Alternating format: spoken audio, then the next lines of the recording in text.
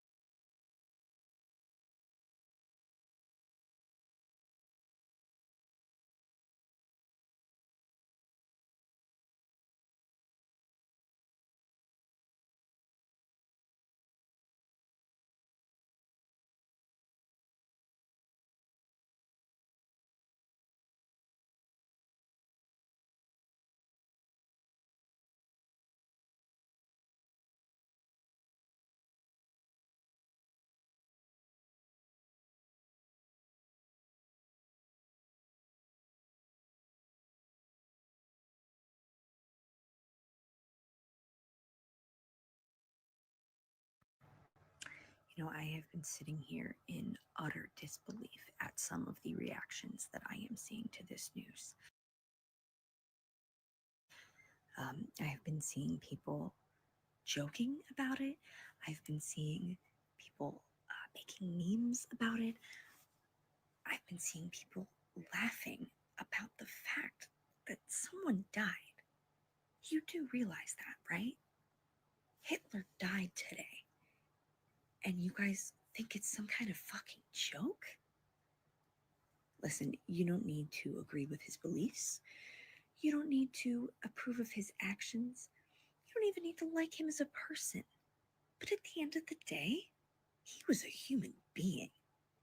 Another human soul has departed this earth, and you guys think it's funny.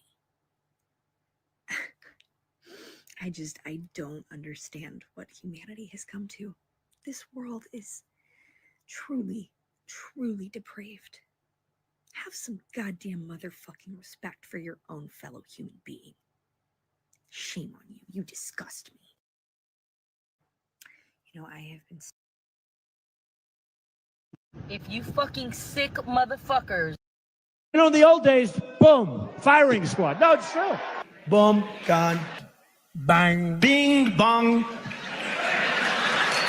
When we were strong, bing, and it goes quickly, right? It's called, you're dead. In the old days, boom, firing squad. No, it's true. Boom, gone. If you fucking sick motherfuckers. If you sick motherfuckers are okay with Charlie Kirk getting shot, motherfuckers, let's split this fucking country today. If this motherfucker dies, they don't want to have shit. I'm having a shit. I swear to God. He don't give a shit. Want to have shit to do with you fucking liberal fucking losers. Okay, split this fucking country up and get these fucking piece of shit liberals and get them on the other fucking side of this country. Don't get me, you trifling bitch. Wow, Ray got it going on, pal. Call me the rap assassinator. Rhymes rugged and built like. Whoever killed Charlie Kirk 100% should get a public stoning. A public stoning.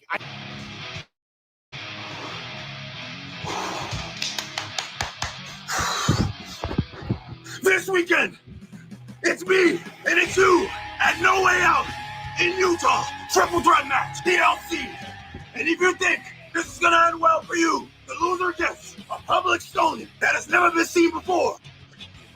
This ain't no joke. Tonight, no, right now, on pay-per-view, I'll take the Band-Aid off. And I'll let you feel the pain. Don't think it's in the end. Whoever killed Charlie Kirk 100% should get a public stoning. You will never live in a society when you have an armed citizenry and you won't have a single gun death. That is nonsense. It's drivel. But I think it's worth it. I think it's worth to have a cost of, unfortunately, some gun deaths every single year so that we can have the Second Amendment to protect our other God-given rights. That is a prudent deal. It is rational. Nobody talks like this. They live in a complete alternate universe. You will never live in a society when you have an armed citizenry and you won't have a single gun death. That is nonsense. It's drivel. But I think it's worth it. I think it's worth to have a cost of, unfortunately, some gun deaths every single year so that we can have the Second Amendment to protect our other God-given rights. That is a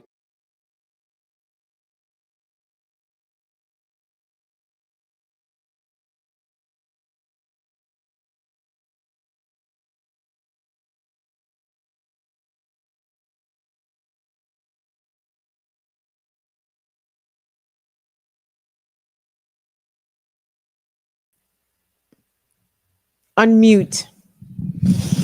And I'll take with me the memory to be my sunshine after the rain. It's so hard to say goodbye to Junior Klansmen.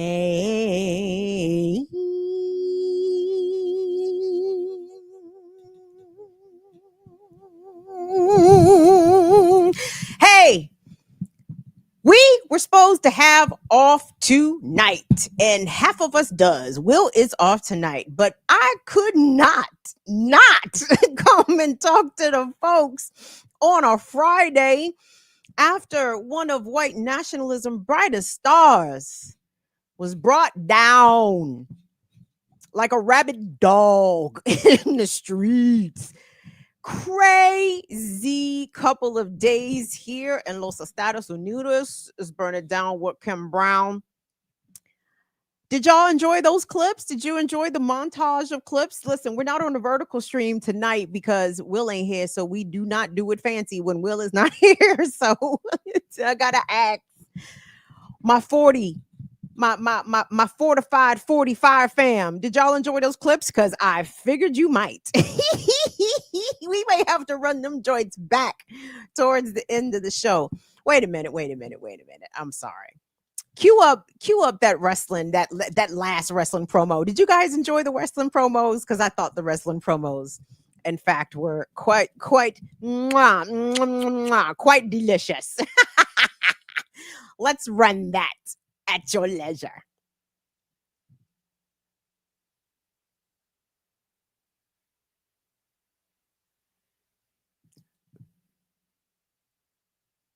No sound. He deserves to die!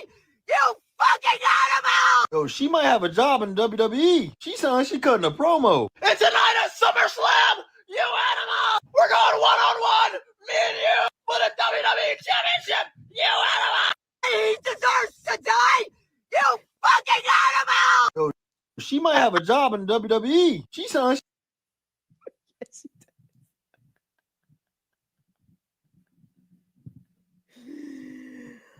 Oh, gang.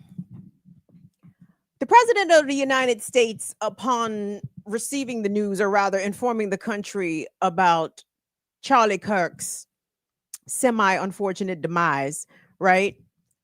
Donald Trump, with his entire chest, blamed the far radical left, the radical left.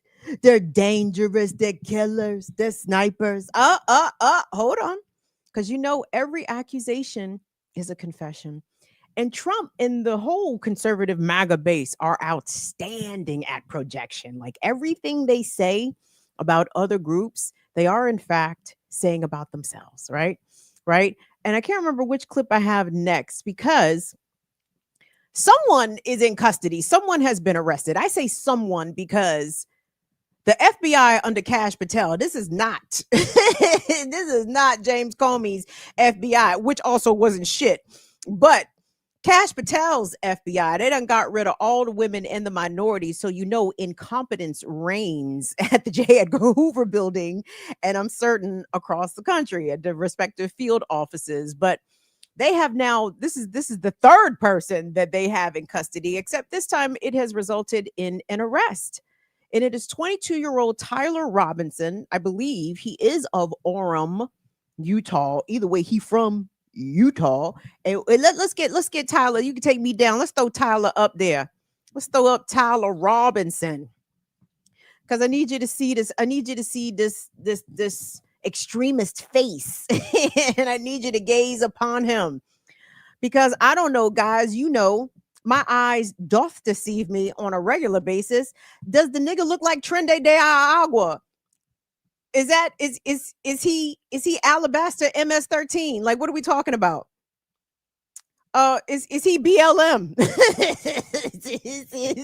is he part of the LGBTQ mafia? Like, what the fuck are we talking about? Trump, MAGA, conservatives. Y'all was going to war with who? Who was y'all going to war with? A 22-year-old Mormon, raised Republican, two-parent household, son of law enforcement? That's who y'all need to go to war with, because that is the danger. As Tyler had to prove to y'all. And y'all, sometimes I say shit, well, I talk to myself because there is no one to talk to. Y'all don't know about that, Christopher Williams. Anyway, sometimes I forget whether or not my musings aloud to myself are things that I've actually said on the air, but I think I said, what the fuck was I talking about? Oh, it may have been the Supreme Court decision that Kavanaugh said that it's fine to racially profile and stop and frisk people. I said, look, I said a white male is about to show and prove to everybody why they are the most dangerous. And I can't remember if I said that aloud or to myself, but I said the shit. Okay, but hold on. So just gaze upon him. There he is, Tyler Robinson. What else? What now, gang? I'm taking right and wrong answers in the chat. Is he part of the new Black Panther Party? I'm just trying to figure out what part of the far left radical extremist. What group does he belong to? Let me not throw out no names, but is he part of organizations that we know? Is he Hamas? Like, what is this nigga? Besides the white that I knew he fucking was. Besides the young white man who's been raised around guns and God and Christianity and country and his whole fucking life. Like the rest of the killers. Like the rest of the mass shooters. Like the rest of the fucking snipers. Like the rest of the genociders. Raised in a 2-parent household, father present, and apparently raising monsters. But white America? Oh, but no. Let me not group all the whites because we got whites with some sense out here, and some of them are among us tonight. Shout out to y'all. But the racist white America, oh, them niggas are so fucked up in the head in terms of they don't know what to do with this information. They don't know what to do with the fact that literally it be your own niggas. Y'all, didn't all my sayings come true for this incident of Charlie Kirk getting bowed because Tyler was nice with that shit. As well he should have been. You know why? Because Tyler been shooting since he was 8. All the folk them came on. And I thought too, I drank some sips of the Kool-Aid. Oh, it was probably a professional who did that. Dummy. How silly of me. This is America. Okay. All them red state whites, by and large. Well, the ones that are active participants in gun culture, right? A lot of them red state white. Oh, they are nice with that shit at a distance, at 100 yards, 200 yards. Some of them NRA certifications certify them up to a mile, half mile, 2 miles. Come on. The gropers, Vesper. Oh.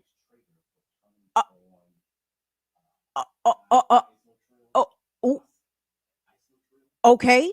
Thank you, Vesper X. The gropers. We're going to get to that. So actually, I'm going to play a clip from Tizzy. I don't normally play other creators, like I play people off TikTok, but Tizzy's a creator, right? But I appreciated the succinct way in which Tizzy was able to capture some of the facts, some of the commentary coming from like the likes of Nancy Mace, this dumb bitch. Oh my God, Jesus Christ.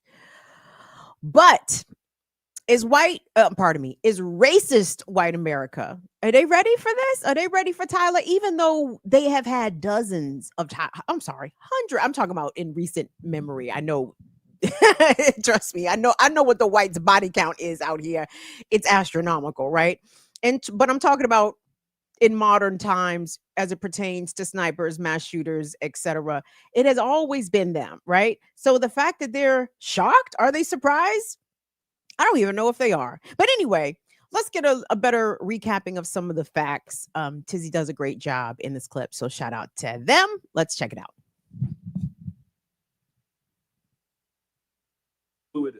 Breaking and somewhat fluid, they have identified and taken into custody a suspect in the murder of Charlie Kirk.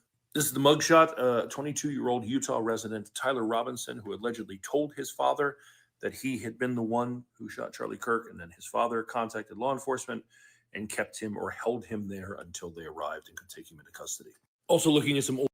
He deserves to die! You fucking animal! He deserves to die!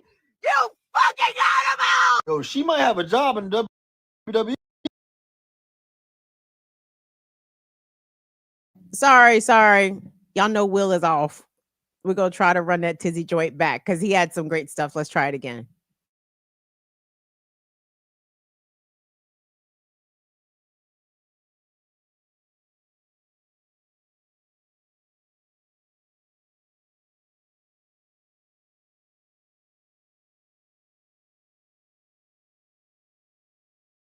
Resident Tyler Robinson, who allegedly told his father that he had been the one who shot Charlie Kirk, and then his father contacted law enforcement and kept him or held him there until they arrived and could take him into custody. Also looking at some older images of Tyler on family's social media pages, we can see stuff like this. At the very least, wearing the same type of Converse as the shooter. But just to be clear, this is the violent liberal leftist, this white kid, who comes from a family of registered Republicans, whose father is former law enforcement and now is a minister and has members of the family in the military, whose family, so many pictures of them at like gun shows and just firearms everywhere. Oh, not for nothing. That whole trans ideology thing on the bullets that the Wall Street Journal and others ran with is now getting walked back. This is what's being reported as actually being on those rounds. Notice his bulges. Ooh, what's this? You know, that radical leftist saying, right? How about, hey, fascist, catch with the anti-fascist symbol? Okay, there's that, but there's also, oh, Bella Ciao, Bella Ciao, Bella Ciao, Ciao, Ciao. And if you read this, you're gay, LMAO. This is meme culture shit. This is mentally unwell shit. This is not unlike the Catholic school shooter who had a bunch of meme culture references on their weapons, and I swear to God, he was inspired by that from this. Oh, and that person who you'll say, well, they were trans, except they stated they were detransitioning because they'd been red-pilled, essentially. Actually, in their video they made, they were advocating for a firearms influencer on YouTube to be elected as president. And by the way, that person did run for office, a smaller office, as a Republican. That's who the Catholic school shooter was in support of. But no, trans ideology was the thing that was run with early on. And a ton of people online are calling for the heads of trans people and calling for the heads of leftists. And I'm getting death threats. And tons of people are reaching out to me because they're getting death threats. And then Nancy Mace says shit like this. It sounds like the shooter was a tranny or pro-tranny. And just because I want to protect women, that I'm worried about getting murdered? Are you fucking kidding me? Awesome. That shouldn't cause any problems. Also, not for nothing, there's video of him running across the roof and dropping down to the ground. And you know what I don't see in his hand there or in any of the pictures from security that is either him arriving or leaving? A rifle case. Yet they found a rifle case with a fully intact rifle. Did he disassemble it and put it in the backpack and then leave and then reassemble it and leave it in a case in the woods? Is that what happened? Also, as he points out, the way the scope is mounted, can't really shoot from a prone position with this firearm in its current configuration. Meanwhile, while people are losing their minds on the internet, declaring war on leftists, and people like myself are getting death threats, Donald Trump went to the Yankees game and held a somber vigil for Charlie Kirk.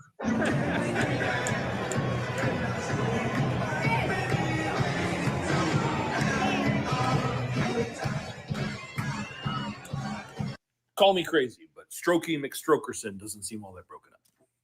The reality is, I don't care if he was a Democrat or a Republican or an independent or a libertarian or identified as a fucking Martian. He committed a murder. He should be held accountable for that murder. And if he was trying to help certain marginalized communities, he fucking dropped the ball because these people are going to use it as an excuse to declare fucking war. And a bunch of unwell people will very likely act inspired by this. Breaking. Peace to Tizzy. Respect. Speaking of death threats, as I'm sure many of you heard, historically Black colleges and universities across this country did receive death and bomb threats to the extent that Hampton University in Virginia ended up canceling classes for 2 days. Virginia State University, Alabama State University, Southern University, what was the other Southern school? Oh, Clark Atlanta and Spelman all received death threats after the shooting of Charlie Kirk. And it just goes to show you, baby, comprehension levels in this country are in the sewer because, or that's part of it. The other part is whites will find a way to blame black people for their shit. Tragically, this is how many black people in this country historically have lost their lives because white people have done shit and blame black people, and black people end up paying the price. But again, these simple motherfuckers didn't even recognize the handiwork of their own people, which is crazy, crazy talk to me. But again, it tracks because American history is so sanitized when it's taught. We're taught the founding fathers fuckery, Civil War bad, World War II good, civil rights kind of good. And that's about it. That's basically how it gets summed up. White people are not taught their own domestic terrorism in the very long and extensive and detailed and deranged way in which they have enacted violence and vengeance and jealousy against Black communities, especially, but not just. But circling back to the circumstances that brought young Tyler Robinson. He looked like a killer to me because I know what the fuck killers look like. Okay, I know what killers look like. I know what killers look like. Google the most recent 200 mass shooters in America. Look at what them pictures will look like. Not all white, but a good chunk. Disproportionate to how they show up in the population, but moving along. Why did that man's father tell on him? Let me tell you something. I knew that this fucking super trooper bureau of the FBI under Kash Patel, under Donald Trump's administration, I knew there was no way in fucking hell they was going to catch that young white man. He had the best disguise, first of all, white. It was hilarious listening to the media. Oh, he blended in with the crowd so well. He appeared to be about college age. He blended in. He had the American flag. No, bitch, he blended in because he was fucking white as a piece of paper. Okay, among a sea of other pieces of paper. Okay, like among a sea of ecru and blanc. He blended in because of his sweatshirt. Get the fuck out my face, media. But I gotta say, when I heard the way that he was apprehended had nothing to do with police work, and very little to do. I mean, sure, they released some pictures, but you release pictures because you don't know who the fuck you're looking for, right? You need someone to tell, aka snitch, aka drop a dime. And what did I tell? There's so many applications of it be your own niggas in this situation because for Charlie Kirk, was it not his own niggas? And now for young Tyler Robinson, was it not his own niggas? His former law enforcement of a father who may or may not be a minister, as I'm hearing kind of contradictory reports about that. I'm like, God damn. You're supposed to be a person of the cloth. Aren't people supposed to be able to confess to clergy without clergy running a law enforcement? And, you know, I don't know if Tyler was trying to get away with this or not. As far as I'm concerned, he did get away with it, right? He was able to execute his mission, but he was able to do that. He got away without being apprehended. When the shit happened, and then that night that they had not yet caught someone, I said the young shooter went home and had dinner. This nigga went home and got something to eat and played the game and went about his fucking day like that shit never happened. Why? Because he's a cold, ruthless killer. And for well, again, I think his father's a very bad parent. Like, what kind of father? Again, I told y'all it's something with the values of these folks. I'm sorry, you turning in your son for what? What you turn him in for? You law enforcement, you supposed to let the FBI show you why they the FBI. Let them come and get your boy. You don't bring your boy to them. Terrible. Be your own niggas. That was awful. What was the other part about that I wanted to say? So I appreciate Tizzy also making note and making observation of, the lack of some critical details you would think you might see when you have a sniper, an alleged sniper. Will say that about Tyler, even though whoever let off that one backup, somebody was nice with that shit. It probably was Tyler. Hit him with one backup. Woo! Crazy work. Hold on. Now I forgot what I was gonna say. Give me a second. So I wanted to bring something up to y'all that I don't necessarily find coincidental. I'm not one for conspiracy theories, and trust me, they're all floating out here too. And I know what Vesper said is not conspiracy theory, Vesper, because let me mention it and just make sure that this gets in there.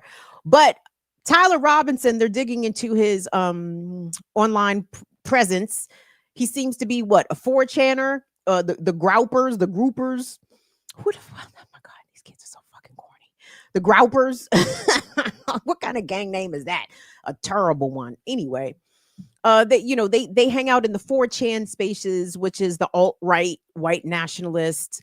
The White Citizens Council and the clan of yore. These are their grandchildren and great grands, and they're online in they 4chan spaces and their alt-right and manosphere spaces. Apparently, Tyler Robinson was known to frequent these spaces.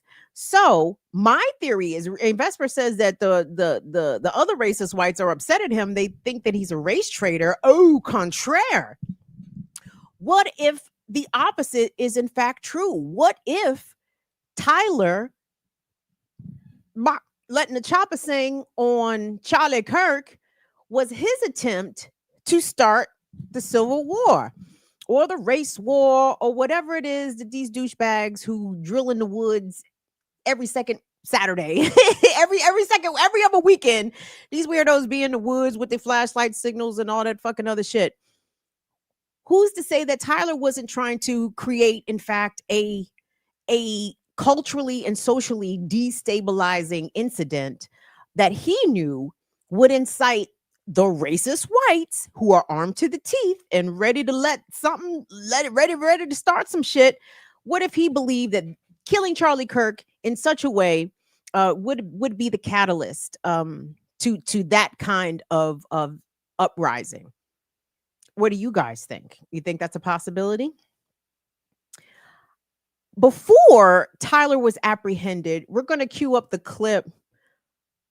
The white man from northern Utah who had his own theories. We're going to play that clip next. And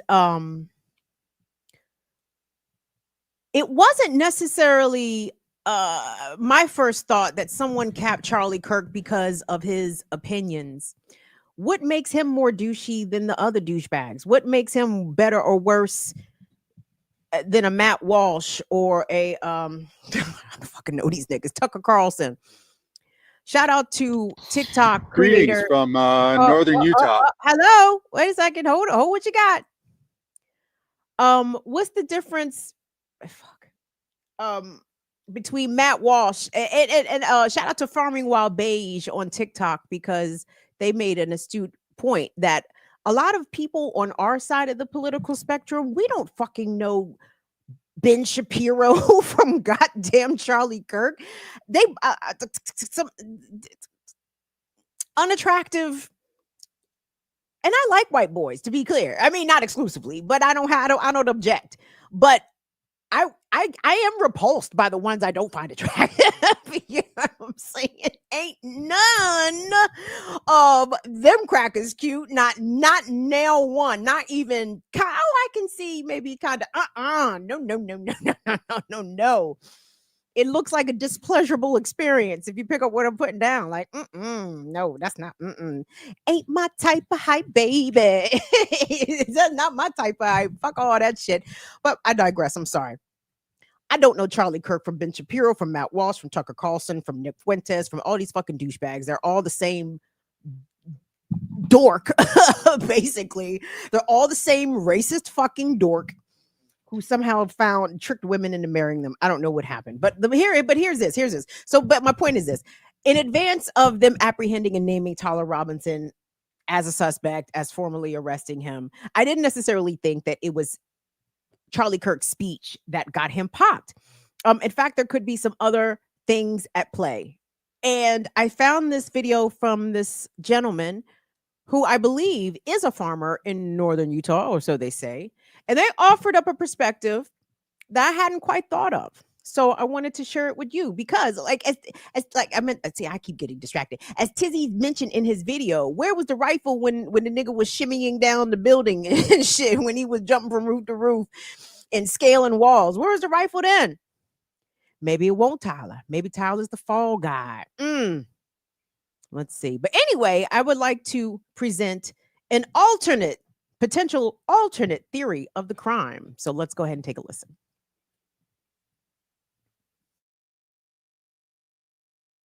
Utah. I'm going to talk about Charlie. Greetings from northern Utah. I'm going to talk about Charlie Kirk, but just in the way that I don't think the rest of the country really understands Utah politics and understands this situation at all. So in northern Utah, specifically the Cache Valley, a whole bunch of people are losing their farms because of the tariffs. You see it in like Arkansas and Nevada and stuff. Charlie Kirk and JD Vance are both benefiting financially from people in this neighborhood, specifically that area of Utah, losing their farms. So let me posit this. You guys all think that it's some crazy liberal that went out and shot Charlie Kirk. It's not. It's some 30-year-old guy who thought he had a farm for the rest of his life that was going to be passed down from his family that just went bankrupt because of the Trump tariffs that Charlie Kirk championed, and then JD Vance is going to make all of his money from buying up this guy's farm in Cache Valley. I guarantee when they find this guy's not a liberal guy. He's some farmer from like central Utah, Cache Valley, Tooele, who's about to lose everything that his family had because of the Trump tariffs or the Trump. So don't jump to conclusions. Utah is full of Republicans, but it feels very, very different than the rest of the states. We don't have the same type of loyalty as you have.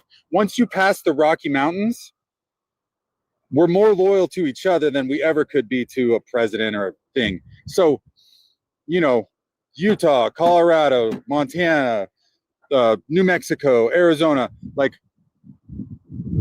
you fuck around too much. You blame us for stuff and it'll come get you. You take away people's livelihoods and somebody's going to come after you. And I think more than likely that's what happened to Charlie Kirk. It wasn't some crazy liberal coming after him. It was the people that the Trump administration hurt and who he was planning on profiting on. One of those guys decided they'd had enough. And we'll find out, right? Just remember I said it. I won't forget because I thought it was an interesting theory.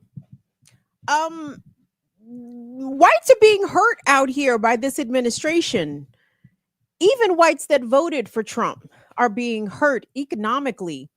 The communities are being devastated. Rural hospitals are closing. Medicaid's getting slashed. Food stamps are getting cut. Some white folks have shame in admitting that they receive government assistance, but the numbers never lie. Okay, the numbers, they do lie sometimes, but not in this case, right? And when white people feel aggrieved, they resort to violence. Like, that's not even news. That is actual facts. So I hope more will come out. I know more will come out about what this young man's motivation was. They're calling for blood.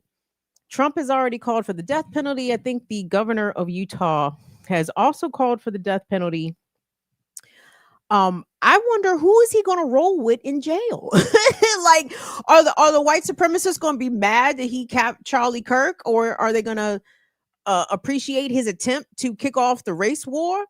Or because he killed Charlie Kirk, are the brubs gonna look out for him the way they was kind of low-key looking out for Luigi, hooking him up with the temple taper before he took his mugshot and shit? I don't know. I don't know, but I wanted to bring you guys something that I don't necessarily consider a coincidence. So a couple of years ago, so here we are in September 2025, August of 2023. The FBI visited a 70-year-old man in Provo, Utah. His name was Craig Robinson. I'm not sure if you guys remember this because I covered this because I found this story to be quite fascinating. Because, I didn't even know the FBI was trained to kill white people. That shit shocked me. I said, wait a minute. I thought after Waco, it was a ban on whites FBI shooting white suspects. They're not even allowed to do that. You're supposed to take the whites alive. You get to kill the other ones. Okay. So anyway, the FBI killed this white man, elderly white man in his house, Craig Robinson of Provo, Utah. And I remember the story fascinated me so. Why is Craig Robinson? What did Craig Robinson do? Oh, Craig was doing quite a bit. Craig was doing a lot. Now, I need y'all. I'm sorry, I'm not picking my nose. I'm just scratching outside of my nostril. I need y'all, my fact checkers in the chat. Is Orem, Utah, Tyler Robinson's hometown? I'm assuming he lives in proximity of Utah Valley University, which is in Orem, Utah. Interestingly enough, Provo, Utah is just a few short miles away. I want you guys to listen to what Craig Robinson, or refresh you, because some of y'all actually might remember. Craig Robinson was talking the most ginormous shit on the internet about Joe Biden. I mean, and Cop Mile, okay? And I don't mean Sleepy Joe. No. Craig was making the most outrageous threats online for any person, let alone a nigga in his 70s. But for a white, they might be at their most dangerous when they're at that. I digress. So anyway, hold on. I don't know at what age range the whites are the most dangerous, because they're pretty dangerous apparently across throughout their whole life timeline. It's a dangerous time for the rest of everybody else. But anyway, let's queue up a package in which gives us a little bit of a refresher on the latter saga of Craig Robinson's life. It is kind of wild. So let's take a look. Let's take a look.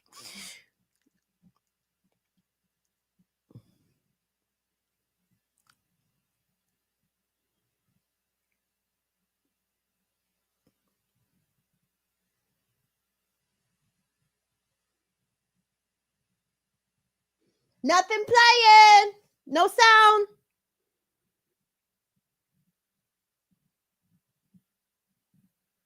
No sound.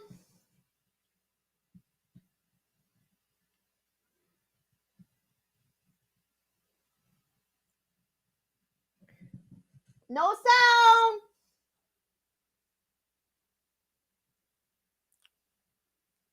What is going on?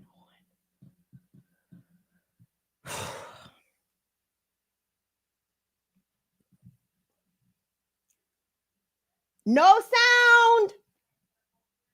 Okay, sorry.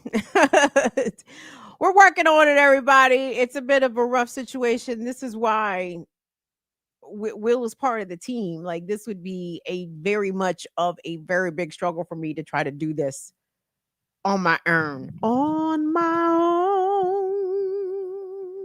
Why did it end this way? This wasn't how it was supposed to be. Sorry.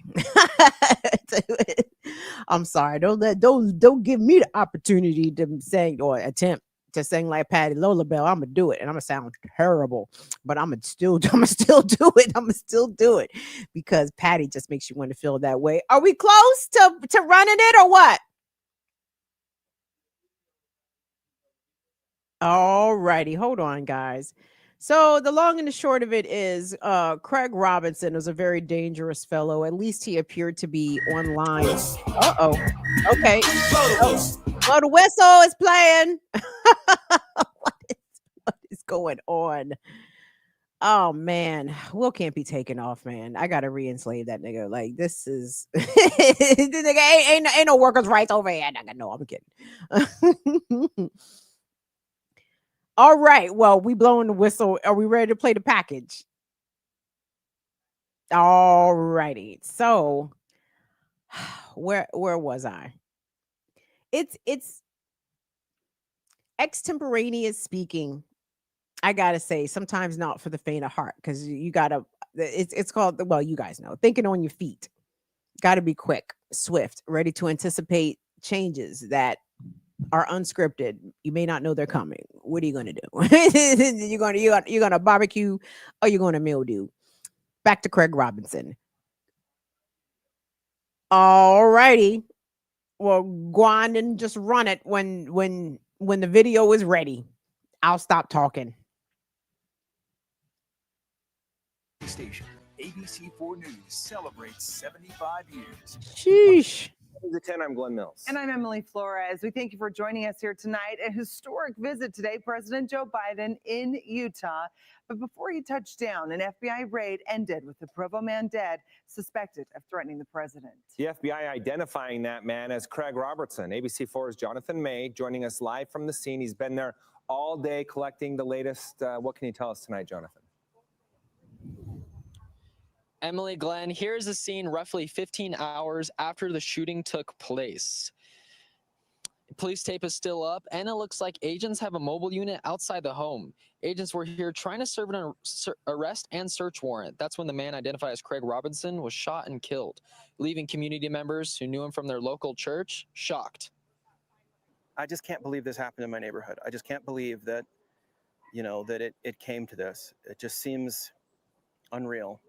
Like a complete overreaction. Officials tell us the investigation in Robertson dates back to April.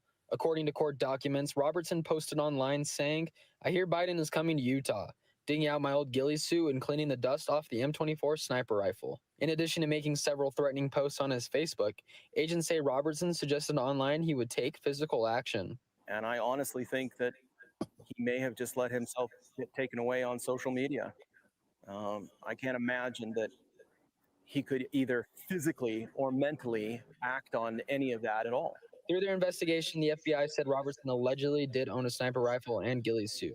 No word yet on what took place leading up to the shooting. He went to church every Sunday, so would have never expected something like this to happen. The people who attended his ward said Robertson was in his late 70s.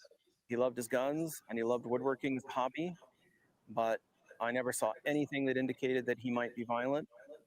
And, he could be a kind of curmudgeonly old guy. Every ward's got one. Right now, the FBI is not sharing with us any more information at this time, but they say they take any investigation involving a shooting with their agents very seriously. Reporting live in Provo, Jonathan May, ABC4 News.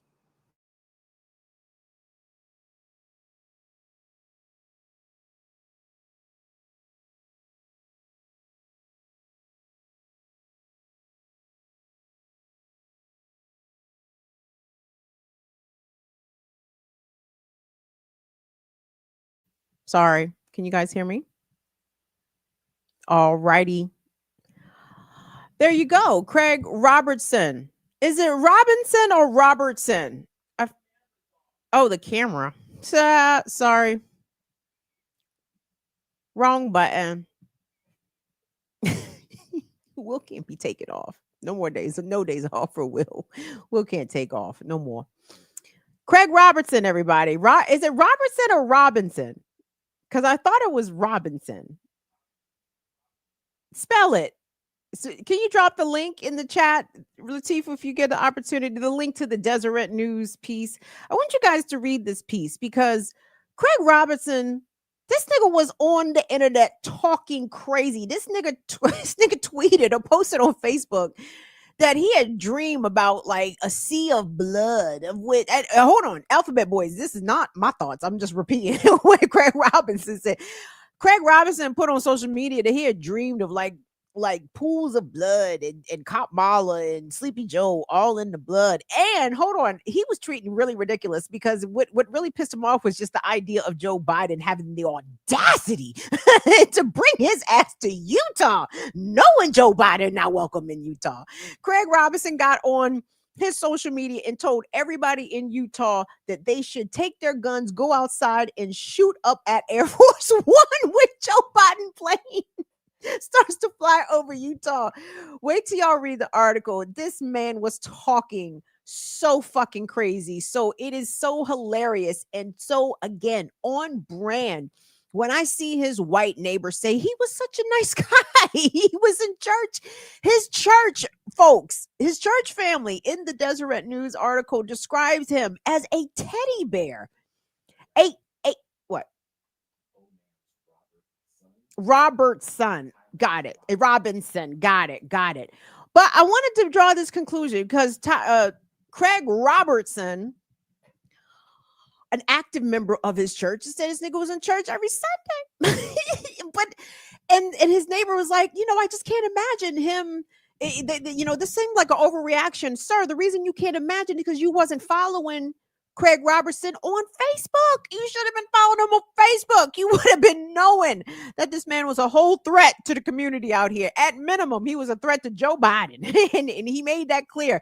And yes, it was his tweet or his social media post about Biden coming to Utah, and Craig Robertson said that he was going to have to dust off his ghillie suit in his M24 sniper rifle. Holy shit.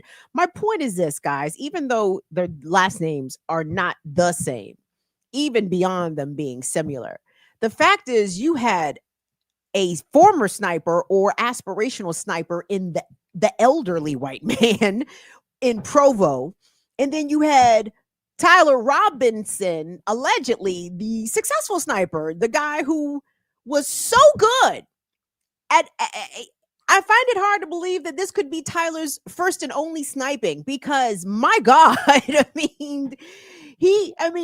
he could have won a contest with that type of shooting. That was good shooting, Tex. How come the National Guard is not going into Utah?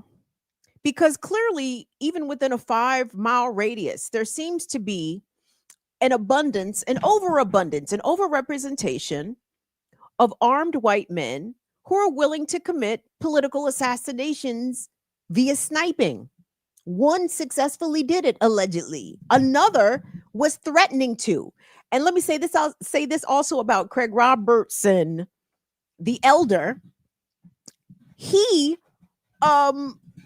according to his church family, this guy was disabled. He was the word that his neighbor described, or someone who maybe his neighbor in his church family the same, one and the same, but he was described as being immobile or immobilized, so that he actually he did not walk the short distance to his church. He in fact drove, and that was because I guess he was in poor physical condition. But Craig said, guess what? My trigger finger still work. That's why I'm gonna dust off this ghillie suit, because Joe Biden got the audacity to bring his liberal ass to Utah. And the FBI showed up. That wasn't the FBI's first time showing up at Craig Robertson's house, by the way. They showed up once before, and he told them to get the fuck off his property, as you can expect an elder white man would exactly tell the FBI to get the fuck off his property. And they left, of course. They did as they was told. But when they showed up looking for him the second time, I think Craig had told them, I think he was even tweeting the FBI, y'all. Wild talk. He told the FBI, hey, at FBI. He said this on Twitter. He's like, next time you show up at my house, I'm going to make sure that my blah, blah, blah is loaded and ready to go. I said, sir, the cheek, the audacity, the indifference to consequences that some armed white men in this country, that's a Jesus Christ. Imagine black people talking like that. They would show up at your fucking house like it was the goddamn move bombing. You hear me? They would show up at your shit with everything. If you was a Negro or a Latino or one of the Asian homies, dog, they coming. But they let Craig talk his shit anyway. They shot Craig dead. That doesn't usually happen. Tyler Robinson, on the other hand, escaped intact because he had on a great disguise himself. His natural Caucasoid skin was was enough to keep him cloaked until he got home in time for dinner. Let me say this also real quick, because I don't think that the FBI, I don't think the police was going to catch up with them. And this is how police usually end up solving crimes. They rely on snitches. They depend on people telling on each other. Wouldn't that be fucked up if Tyler's father sold him out for that $100,000 reward? Wow. It'd be your own niggas. What a terrible dad. Terrible dad. Hold on, I was going somewhere with that. But you know, I was smoking a lot of weed and I'm a little distracted. So hold on. But what was I saying before I said what I said? I get all distracted. I'm a little turned around. I'm so excited though. Oh yeah, they're not related. Even though they're not related, there's obviously a problem with the value set and what is being taught in the homes in conservative religious households. Let's even stick to Utah, shall we? Let's even keep it in Utah, shall we? In states that are deeply red and deeply religious, there are some interesting things you will find. You will find higher instances of child abuse, child sex abuse, child neglect, all kinds of things. Like basically this, in deeply red religious states, kids do very bad. they don't do very well because they're not being treated very well. And even the ones that you would look at, maybe like a Tyler Robinson, and see that he comes from a good home. His father used to be police and shit. Per Tizzy's piece, when you're indoctrinating these young boys into gun culture, into leading them and socializing them and conditioning them to believe that conflicts are resolved by violence, right? There's not a coincidence that gun culture, while pervasive amongst many groups in America, it is dominated by white men, okay? And they in turn indoctrinate their sons. And when you look at the number of mass shooters and school shooters who have been white males with unfettered access to guns, there is a problem in the household. And every culture has its own issues, has its own shit. The difference is white culture in America is the only culture unimpeded by racial oppression, okay? Black people face systemic racism on many, many different levels, from education to housing to healthcare to employment to incarceration. There are reasons why Black people's circumstances are what they are. And very little of it has to do with personal responsibility. It has to do with the conditions in which people have found themselves in generationally, sometimes in spite of their best efforts, right? But who's holding down the whites? Like, who's oppressing the whites? Who tells the whites that they can't live places? Who doesn't hire whites because they're white? I'm just trying to think, like, who oppresses white folks? Like, so what the fuck is the excuse is what basically what I'm getting to. I understand why Black folks in America experience certain levels of proximate violence, lateral violence. It's because of the conditions, right?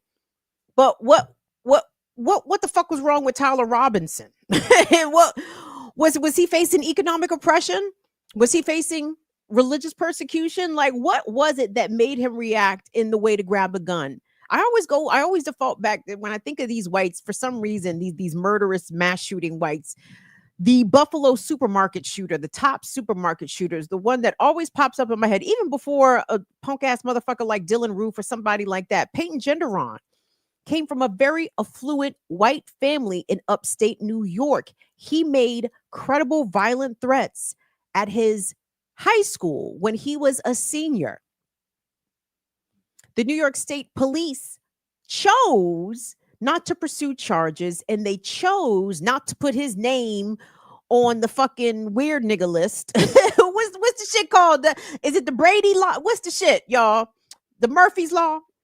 No, the joint where the red flag law, right? Where motherfuckers who have demonstrated either mental health issues or concrete diagnoses or domestic abusers or people who have threatened violence, they put these niggas on lists to be red flagged in case they try to go purchase firearms legally. The New York State Police opted not to put young Peyton Genderon on the red flag list because they didn't want to ruin his future. they didn't want to ruin the young man's life. And what, a year later, not even 2 years later, he purchased guns legally and then put the live stream GoPro on his fucking head and went to the supermarket and murdered 10 innocent Black people in their neighborhood while they were grocery shopping. Okay. Peyton Genderon came from a good home. And here's my question, y'all. Do you guys ever notice there's no scrutiny on the white family or on the white parents when their fucking murderous children commit acts of violence? Remember young Tommy Crooks? Oh, Tommy Crooks, you should have stayed alive a little longer, Tommy Crooks. Motherfucking Tyler Robinson was waiting to show you how it's done. Tommy Crooks was bullshit. And Tyler Robinson was like, dog, 8 shots? Not Tyler said shit. Hold my White Claw. Tyler said, hold my shit. But hold on. Tommy Crooks, what the fuck? Another 2-parent household. Okay? Another registered Republican. I would imagine that Tommy Crooks' parents and Tyler Robinson's parents, they were all triple Trumpers. I bet you they all voted for Trump all 3 times that they were able. Where is the deep psychological examination? Where is a cultural examination from us as a country as to what the fuck is being taught inside of white households that their children turn out like this? And see, the difference is, and I don't know if we have any crackers joining us tonight. I don't know if the trolls have found us. We are not on the vertical stream, so the trollage gets a little less when it's just us. But I wonder. I have legitimate questions.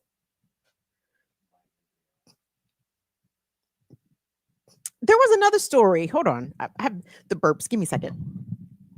Excuse me.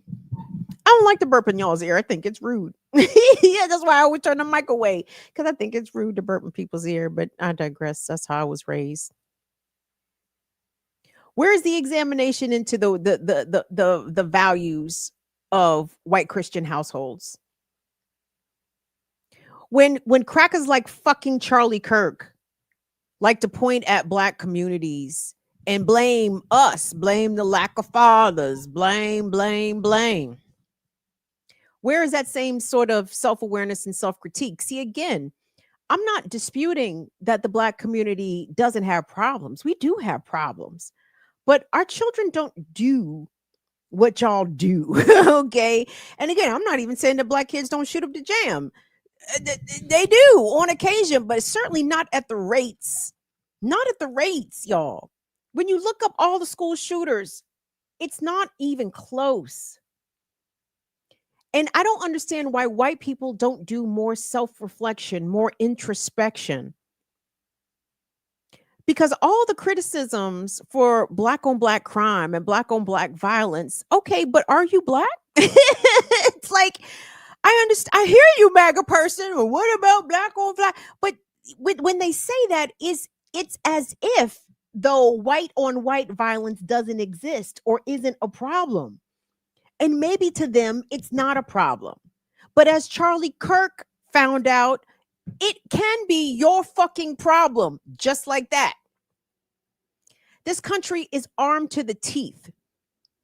I support gun rights, not because I think that Americans have an unwavering or unchallenged right to bear arms. I support the Second Amendment because our enemies are armed. Okay, like we need to have guns because they got lots of guns. So that's why I support the Second Amendment as a means of self-defense. But when it becomes your ethos, when it becomes your entire identity, gun, what are the boys? What are white children? What is the messaging that they are receiving? that I'm powerful with this gun. No one can fuck with me with this gun. I kill all you motherfuckers with this gun. Like, and I don't think other communities are socialized in the same way without any sort of values assessment, right? Without any sort of assessment of ethics and morals. I think these white children, these kids that are brought up in these evangelical households are being given guns, having guns put in their hands as kids. I have to kind of laugh at the fact that, did I say this already? That many people on TikTok believed that Charlie Kirk was murdered by a professional sniper. Does Tyler look like a fucking professional to you? This nigga dropping text to his homeboy in the Discord. Hey, can you go pick up the rifle? Can you go pick up the rifle? Hold on, let me say this real quick. Gen Z and Gen Alpha. If my son Tyler Hackner is in here, Tyler, son, I need you to go talk to your generation, okay? Here's the problem with y'all. Y'all are very smart, okay? Gen Z and Gen Alpha. These niggas can print out the ghost gun plans. Them niggas could assemble the ghost guns. These niggas can, do the Google map from the aerial and assess which roof has got the best vantage point. How many, like the children are outstanding with the technology, but the problem, kids, is that technology is going to be your undoing. So I say this, and I know this might be, I don't give a fuck what it sounds like. Let me say it to you like this. Tyler should have got away with that shit. Robinson. Tyler should have got away with that shit. But the problem is Gen Z and Gen Alpha cannot help but tell on themselves because they are addicted to texting and messaging. And they don't understand that when you put words into into the message box, that is evidence. Okay. That is concrete, unrefuted fucking evidence that Discord or Facebook Messenger is going to turn over to the police, no questions asked. Like, they're not going to subpoena a fucking thing. They're going to send them niggas a request email, and Discord is giving them all your shit, right? So kids, if you're going to do crime, the whole point of crime is not to so much do the crime. The point is to get away with fucking crime. Like, what's the point of doing the shit if you're going to get in trouble for it? And the surefire way to get in trouble for it is telling on yourself. Okay, don't tell on yourself. If you put the text and you send a text, if you send a message, you have officially told on yourself. Now, here's why I empathize with Tyler Robinson, because his daddy told on him. That's fucked up. That is so fucked up. This man confessed to his father, and his father said, son, I'm turning you in. Right. I said, ain't that a bitch? He lucky. No, you know what? Let me calm down. Tyler Robinson father lucky that Tyler had left the Bing at the spot because you might have had a good case. You gonna do what, Dad? Dad. That's why I hate you, Dad. That's why I did it. Because I hate you. It's probably some of that shit going on too. Mark what I tell you. But no, youngins, please stop telling on yourselves. If you're gonna do dirt, you got to follow through, okay? And telling on yourself is not how you follow through. You got to stay. The trick is to stay a step or two or several ahead of the investigation. That's not going to happen when you telling niggas to go pick up the fucking rifle in the goddamn Discord messenger. Oh my God, such a rookie move. When I thought about Mangione too, Luigi, I'm like, look it, Luigi was almost golden out here. But Luigi thought it was all good. The nigga, you should have got your McDonald's. You should have got your Egg McMuffin meal and kept it fucking pushing, Luigi. You wanted to get on the goddamn Wi-Fi. Now you done fucked up. Now you in the Bing next to Diddy. Anyway, I'm sorry, I digress. There's a lot going on here, y'all. I think that MAGA Nation is in shell shock. They might consider him a race traitor, but what they can't consider him is a far left radical because he's clearly not that. And how do they reconcile with that? My guess is they don't reconcile with it. They don't reconcile with it in the way that they did not reconcile what happened at Sandy Hook. In fact, punk motherfuckers like Alex Jones, who I look to be in the same ilk as Charlie Kirk, they thought that shit was hilarious. They thought that shit was a hoax. Isn't that funny? Oh, that shit was it was a hoax. White folks in America, the racist ones anyway, cold-blooded. And for these crack-ass crackers, these Charlie Kirk supporters, to have the audacity to call you animals, to call everybody else animals, or to say, you guys don't have any empathy. If you want to see callousness right now, go look at what the left is saying about Charlie Kirk. Why don't you motherfuckers go look at what Charlie Kirk said about a number of folks who were murdered by cops? The George Floyds, the Breonna Taylors, the Trayvon Martins. To me, what things that are said about Trayvon Martin and Breonna Taylor are, I find especially reprehensible, because make no mistake, George Floyd was absolutely innocent, did not do anything to deserve a public execution, but goddamn, Trayvon walking home in his fucking neighborhood, Breonna in her goddamn bed.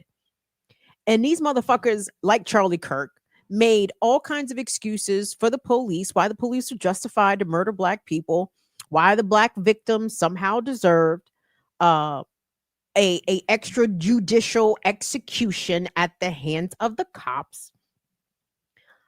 And Charlie Kirk had no empathy, no sympathy. Did he say fuck all about kids getting killed in Gaza? Maybe he did. Some say that he started to speak out against AIPAC and Israel in his later days. And, I don't follow his content, nor was I about to do no fucking Charlie Kirk deep dive, because the couple of clips I did hear for him, I said, oh, oh, well, maybe we're better off. Let me say that. Hold on. Let me take a break here, gang. I don't even know when we went live. That's fine. How many people we got in here? We got a few folks in here. Do me a favor, everybody. Please like the video, subscribe.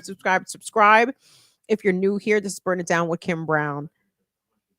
I like to say peace to the good bro Latif, one of our mods, and also doing the button pushing for tonight, doing a good job, bro. Like you trying out here, giving a good effort. We appreciate it. Fire fam. Y'all show Latif some love in the chat, please, and thank you. Shout out to all of our folks coming through in here.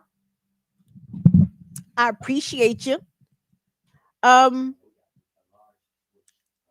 peace, Twitch. I don't know. I thank you to everybody on Twitch. Shout out to Deidre the Destroyer, aka Northern Witch, aka that bitch. What's up to Rose Salba, one of my nieces out here holding us down on Twitch. I appreciate you guys so much. And I don't even know what's the Twitch community talking about, because if you want some we miss our homies for Charlie Kirk, you may have come to the wrong spot.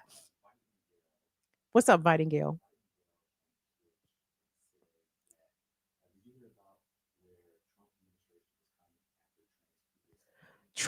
Yes, I did. Fighting Gale, thank you so much. Did I hear about the Trump administration coming after trans people's gun rights? I did. And I'm wondering if this situation with Charlie Kirk will will set them straight. Like, what the fuck are you all even talking about? Like, did you see that clip of Nancy Mace that Tizzy had in his piece? Oh my God, it was a fucking tranny. I'm gonna get murdered by a fucking tranny. Bitch, what the fuck are you talking about? I would love to know the last time a cisgender woman was murdered by a trans woman. I will fucking wait, okay? Because my guess is, if that's happened, thousands of women, let's say 2 biological women have been murdered by trans women. I don't know that has happened, but I imagine, let's say one happened at this point in time and this happened at this point in time. Thousands of women in between were murdered by men. Thousands, maybe more. So many women get murdered by cisgender hetero men. I'm sorry. What have the gays and the trans people specifically, what have they ever done to demonstrate that there is a need to address their violence specifically as a community, as opposed to heterosexual cisgender white men who are Christian evangelicals? I promise you, they have sniped, they have mass shot, they have school shot thousands more than any potential trans shooter. So to deny trans people guns rights, it does nothing because it's not trans people killing people. It's men. Everybody knows that. It's biological men. And by the way, if you're joining me for the first time, I do not shit on men all the time, but there are occasions where the mans do get shot on because mans is down bad out here, and I need men's to look out for each other. I need y'all to hold each other up and make sure each other is okay because men culture, mans is down bad out here, and the problem is they're trying to take the rest of us with them. we cannot allow that. We cannot allow men to tank humanity. They're gonna try though. They are trying their best, right? Not all of yous.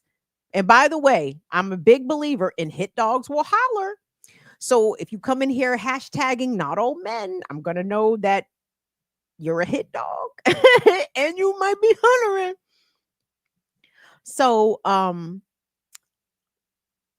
is it possible, Brother Lateef, for you to read some of the comments? Because I saw boxes rolling up with lots and lots of text. Franny French. Oh, Fran sent money. I love you too, Franny. We need, if we had 30 million Frannies, nigga, we would be all right. I would have faith in the whites again. I said, oh man, okay, the Franny reached him. she got a hold of him. She shook the shit out of him. And now Franny has righted the whites. That is really what I want white folks to do.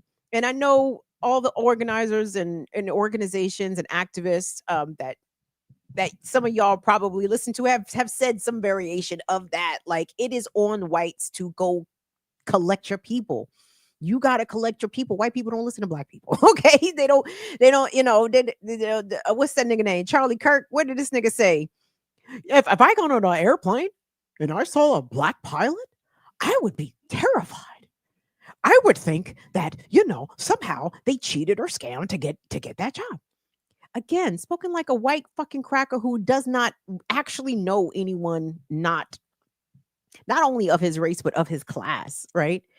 Anyway, there are certain professions you better believe that the black person definitely worked twice as hard to get half as far as the elders always taught us. As youth, you're going to have to work twice as hard to get half as far. You better believe if you see a black person and they're not licking boots, chances are they work really hard to get that position. Now, if they're in that position and they're licking boots, they are likely a coon. Yes, that is correct. Coons do well. Well, they can sometimes, you know what I'm saying? Cooning can take you far, but I don't see how you look your children in the face after you done spent 8 hours cooning all day in the white man face. Anyway, let me calm down. That's a separate thing. Thank you so much, Franny French, for your super chat support. We appreciate it. We appreciate it. What else do we got? Was that the only box I saw roll up? Okay. Do me a favor, everybody. Please subscribe if you're not already subscribed. We appreciate you guys joining us. I'm trying to think of where else to go next, whether or not I should even do another story. Hold on. Let me peruse my bookmarks here for a moment. Chat amongst yourselves if you want to. I was going to show some clips, or I contemplated showing clips of some of the Charlie Kirk vigils. Baby. The fucking whites. Ooh, whites. Oh, whites. Oh, good. Well, listen, because so here, if you're new here, I usually don't read comments out on the screen for reasons I will not disclose tonight, but if you know, you know. So we're trying to set it so we can roll comments on the screen so y'all can see yourselves. Hey, you guys want to hear some good news? Let's do that. I've got some good news stories. So let me get a couple of these rolling here. And I'm gonna bring you guys some good news. Nigga, the fact that the Charlie Kirk tour was called Prove Me Wrong. Stop. And I want to be clear. People be like, it's not a celebration. I'm not. It's not a celebration, bitches. I wouldn't call it a celebration. It's there's so much poetry and all kinds of other literary descriptive words that I probably I don't want to say them in error, but dog, it's just so poetic. What the fuck happened? The nigga was talking shit. His last words was talking shit about niggas. Are we talking about regular? Man, shouldn't we be talking about gang violence? Pow! Oh shit! Lean back, lean back, lean back, or lean forward. That's fucked up, Kim. Stop. Not nice. It's not nice. Hold on, y'all chill out real quick. I did want to say this. If you wanted to send some other support, if you wanted to get cool like Franny France, you can hold on one second. You could always hit us up at $BIDWKB on the Cash App, or that's us at Venmo at BIDWKB, or PayPal.me/BIDWKB. Shout out to all of our amazing patrons. We appreciate you guys so much. Patreon.com/BIDWKB. What we got?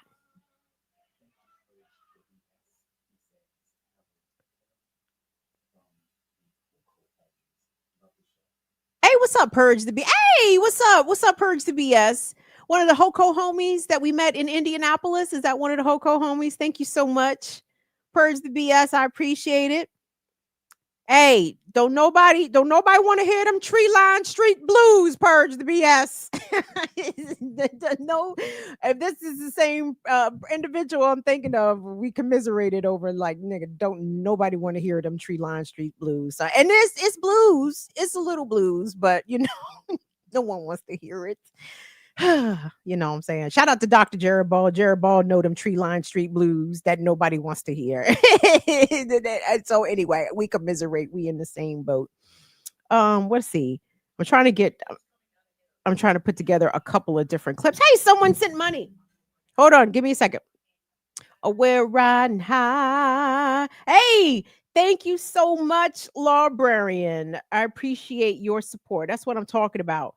Trey D, did I shout you out for your Cash App support of a couple shows ago? I meant to if I didn't. So thank you all. You know I appreciate it. Thank you all so much. Hold on. Bear with me. Bear with me. I did not assemble a doc today, a show doc or any of that. Hold on. I'm trying to find some good ones. Not massive. No. Oh, Lord Mendelsohn. Is Damien with us? Don't alone, are you in the building? The UK ambassador to the US got sacked, as the Brits say. He got sacked. Lord Mendelsohn was sacked today after a row ensued because of detailed emails. I love how the Brits talk through their teeth of emails sent by the convicted pedophile Jeffrey Epstein, in which Lord Mendelsohn was seen expressing tremendous support for the Trump associate. What y'all think about? Was that a good exit? Nigga. Oh, okay. We're gonna start with these three good newses because all three of these is good news. So let's start stateside. Let me know when our assistant button pusher is ready to push some buttons. So woo! Can I tell y'all before we start running the good news clips? And I appreciate you guys bearing with me. Thank you all so much. I promise it's going to be worth it. I'm going to make it worth your while. We're going to get into some interesting things. But so I wanted to share some good news real quick. Thank you. Who said that? JM Tune, what's up? Come on through. Peace to the Twitch fam at BIDWKB on Twitch. I didn't know that y'all knew I was over there, but that's wonderful. Thank you all so much for joining us. Of course, our YouTube crew, you know how we do. But y'all, as America is falling down, France is falling the fuck down. We're going to get to that in a second, which is amazing. Have you seen much about it on mainstream news? Are they talking about, how could they? It's Charlie Kirk for the past 45 hours nonstop. And that's how the American news cycle does. Like nothing else happens, right?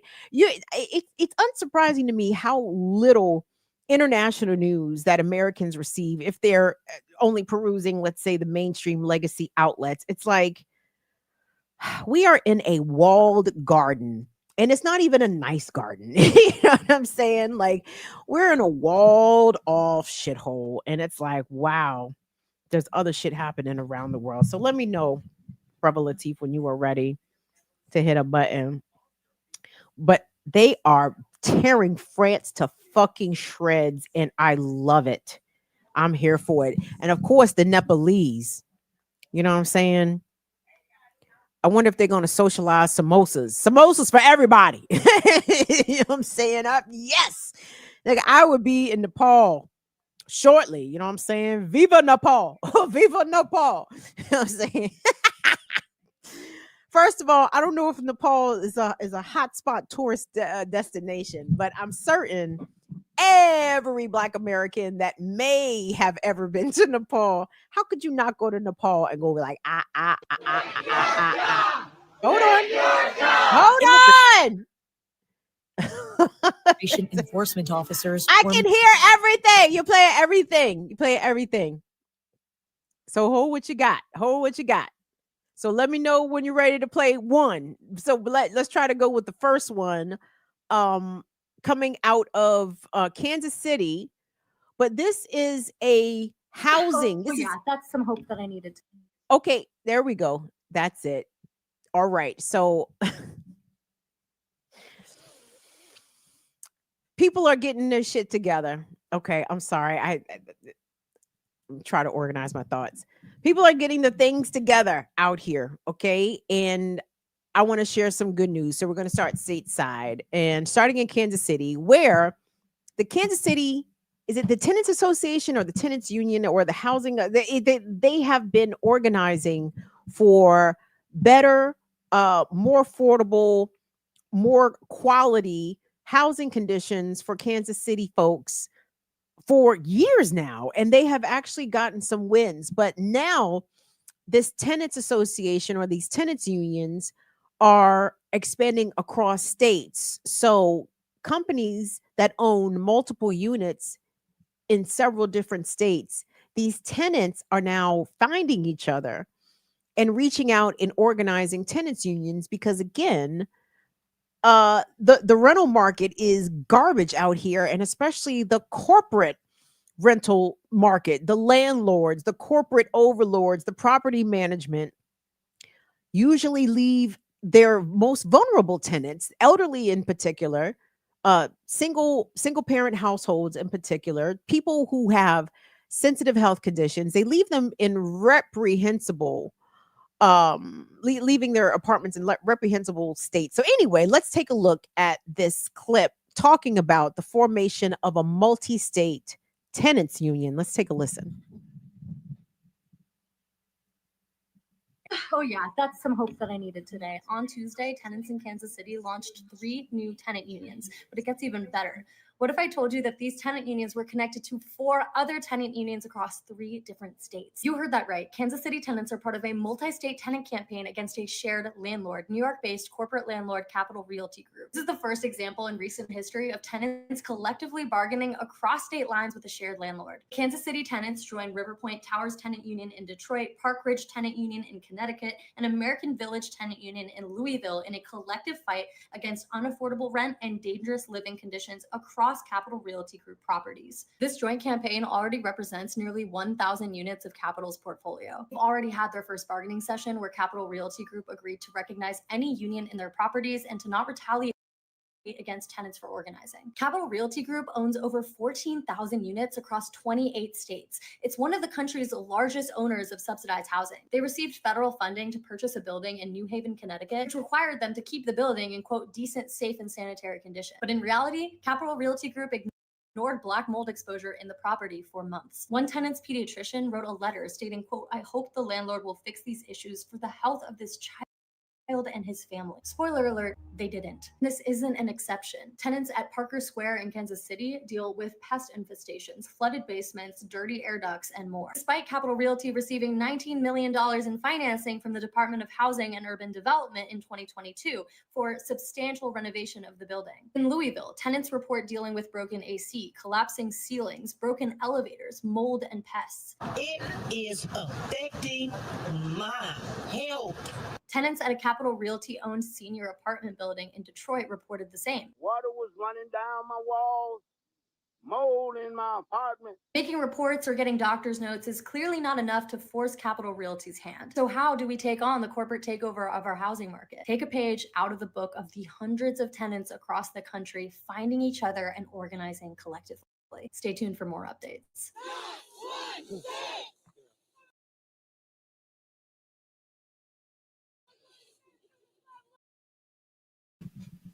Yeah. Wasn't that good news, everybody? As the comrades over at Black Liberation Media on YouTube, if you're not subscribed to Black Liberation Media on YouTube, you should go do that. The comrades over at Black Liberation Media continuously remind us that we need to organize and maybe or organize for everything, including housing justice, including organizing against environmental racism, which include black mold in apartments, pet infestations. I can't wait till we get to the point where if we were to organize a nationwide or participate, y'all know I'm not organized. I ain't organized, but I participate in the shit. If we was to participate in a nationwide rent strike, woo, what would that look like? Same, I suppose, as the general strike would look like, right? Just think about it, y'all. If we could convince people not to pay rent for 3 months, right? What if evictions and eviction courts were so clogged up, they shut down? They, in effect, became unworkable. Because how can you process, let's say in a given city, if you convinced 50,000 tenants to stop paying rent for 3 months, and the corporate overlord landlord filed suit to start eviction processes, a few people might get evicted. They can't evict everybody, though. And we would have to figure out mutual aid contingencies to assist those first few. Whoever's at the top of the docket may get put out, but they can't put out 50,000 people. You can't put out 100,000 people. How long do you think that would take? A year, 2? If you clogged up eviction courts, if you clogged up the sheriffs trying to serve evictions, cops don't want to work. Let's be serious. I can see a fucking sheriff. I don't know what it's like where you live, but where I live, the county sheriff come and serve evictions and shit. I can see the cop looking at his docket, 100. I got to serve 100 of it. Oh, nigga, I'm doing about 2 or 3 of these. Police don't want to work.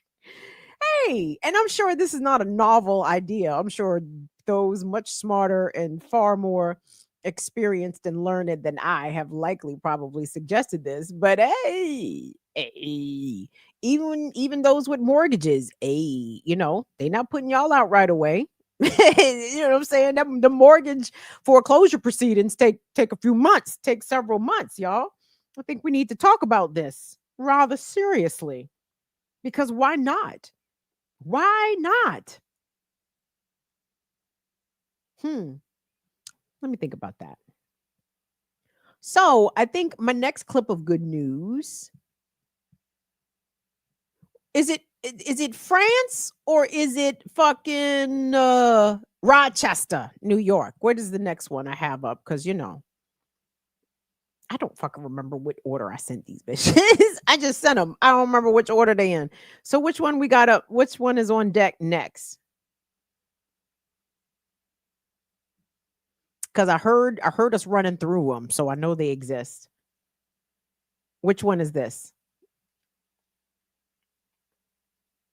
Well, it doesn't matter. Just play it. It's good news. Whatever the fuck it is. Okie dokie. All right. So this is a good clip.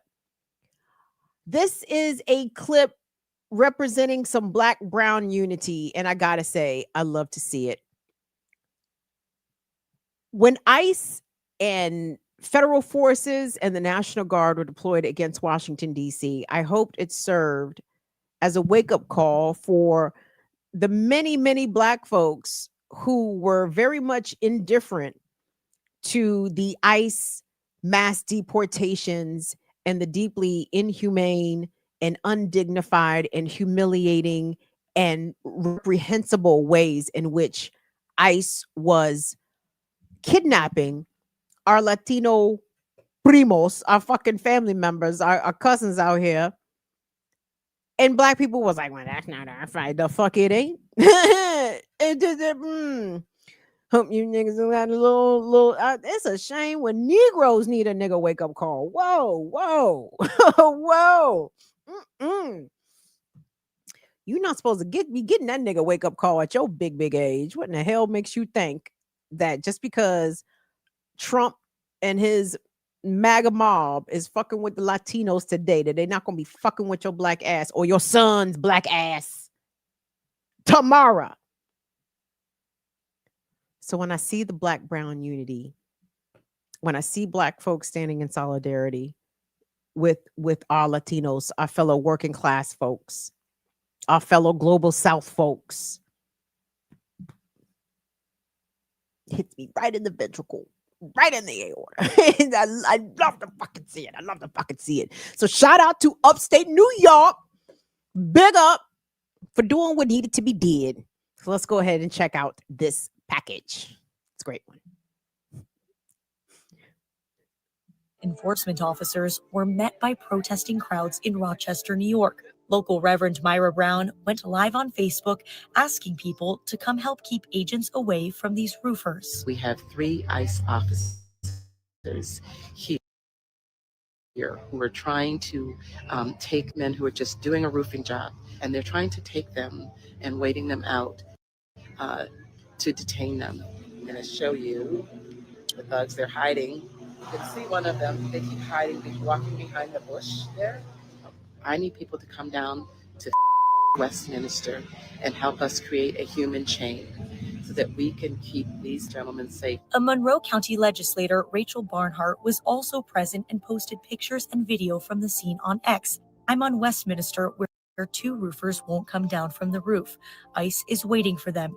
Putting on a roof, trying to make $1 and paying taxes on that dollar. And ICE was here bothering them. So I came to bother ICE. Eventually, the ICE agents can be seen walking to their vehicles. One of the vehicles can be seen driving away with flat tires. I just want to let you know that it works. ICE is leaving. They're leaving. They are getting in their cars and they are leaving. After the agents left, Pastor Myra Brown addressed the crowd. These folks deserve the same opportunity that each of us get. And so it's important that we are here. We are Rochester strong, and we will not have ICE coming in trying to take over our station and divide our community. In a statement, the Department of Homeland Security said, quote, on September 9th, 2025, arrested Jacinto Mayancela Gualpa, an illegal alien from Ecuador. As ICE was making the arrest, 2 other illegal aliens fled up to a rooftop and refused to come down.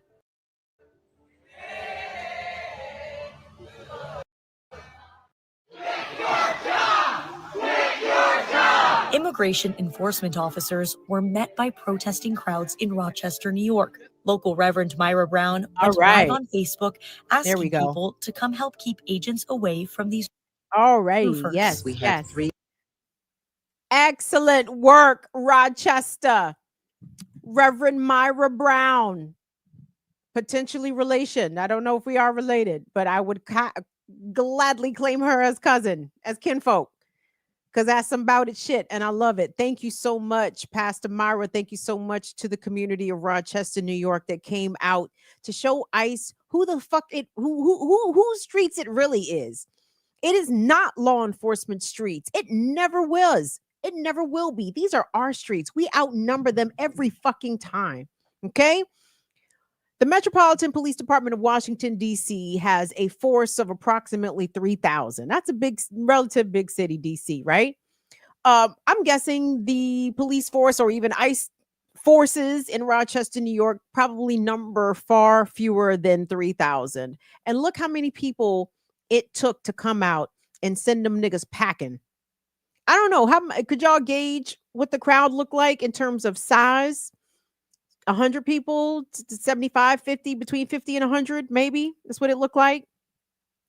If that's all it takes to run them off, listen, if you're able-bodied and able with transportation even, like, tap into these CRTs, these community response teams that are in force around the country.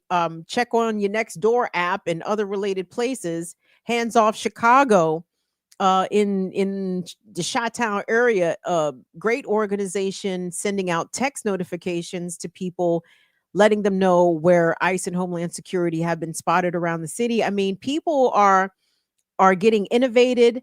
They are engaged. They are sharing information. They are collecting information. People are tracking ICE, following them around town to see where they're going.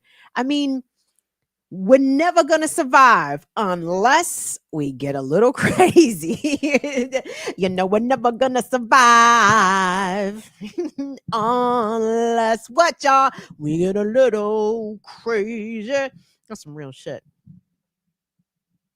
Seal dropped a philosophical gem for the 90s on everybody. So let's take it international, shall we? I think our fill-in producer might be getting the hang of things here, so we might be able to share some more news. Are y'all bored? I'm sorry.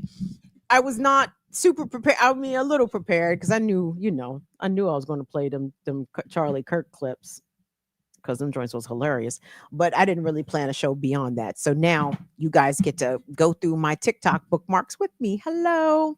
All right. So these are good news stories. So this next clip, I'm not sure which one it is, but it could be either coming out of Nepal or coming out of France. Either way, they're both burning. Okay.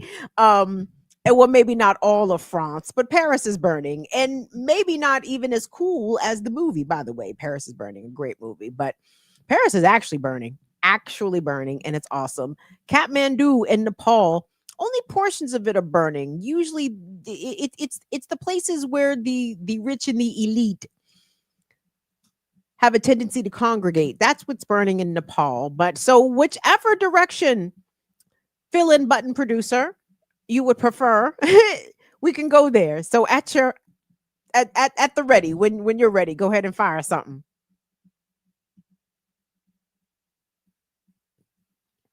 We're never gonna survive unless we get a little crazy. Start play the video. We're never gonna survive unless we get a little. Struggled to maintain order as students attack. Watch as rioters march on France's Home Office as fury erupts amid the country's budget crisis. Police struggled to maintain order as students attacked outnumbered officers.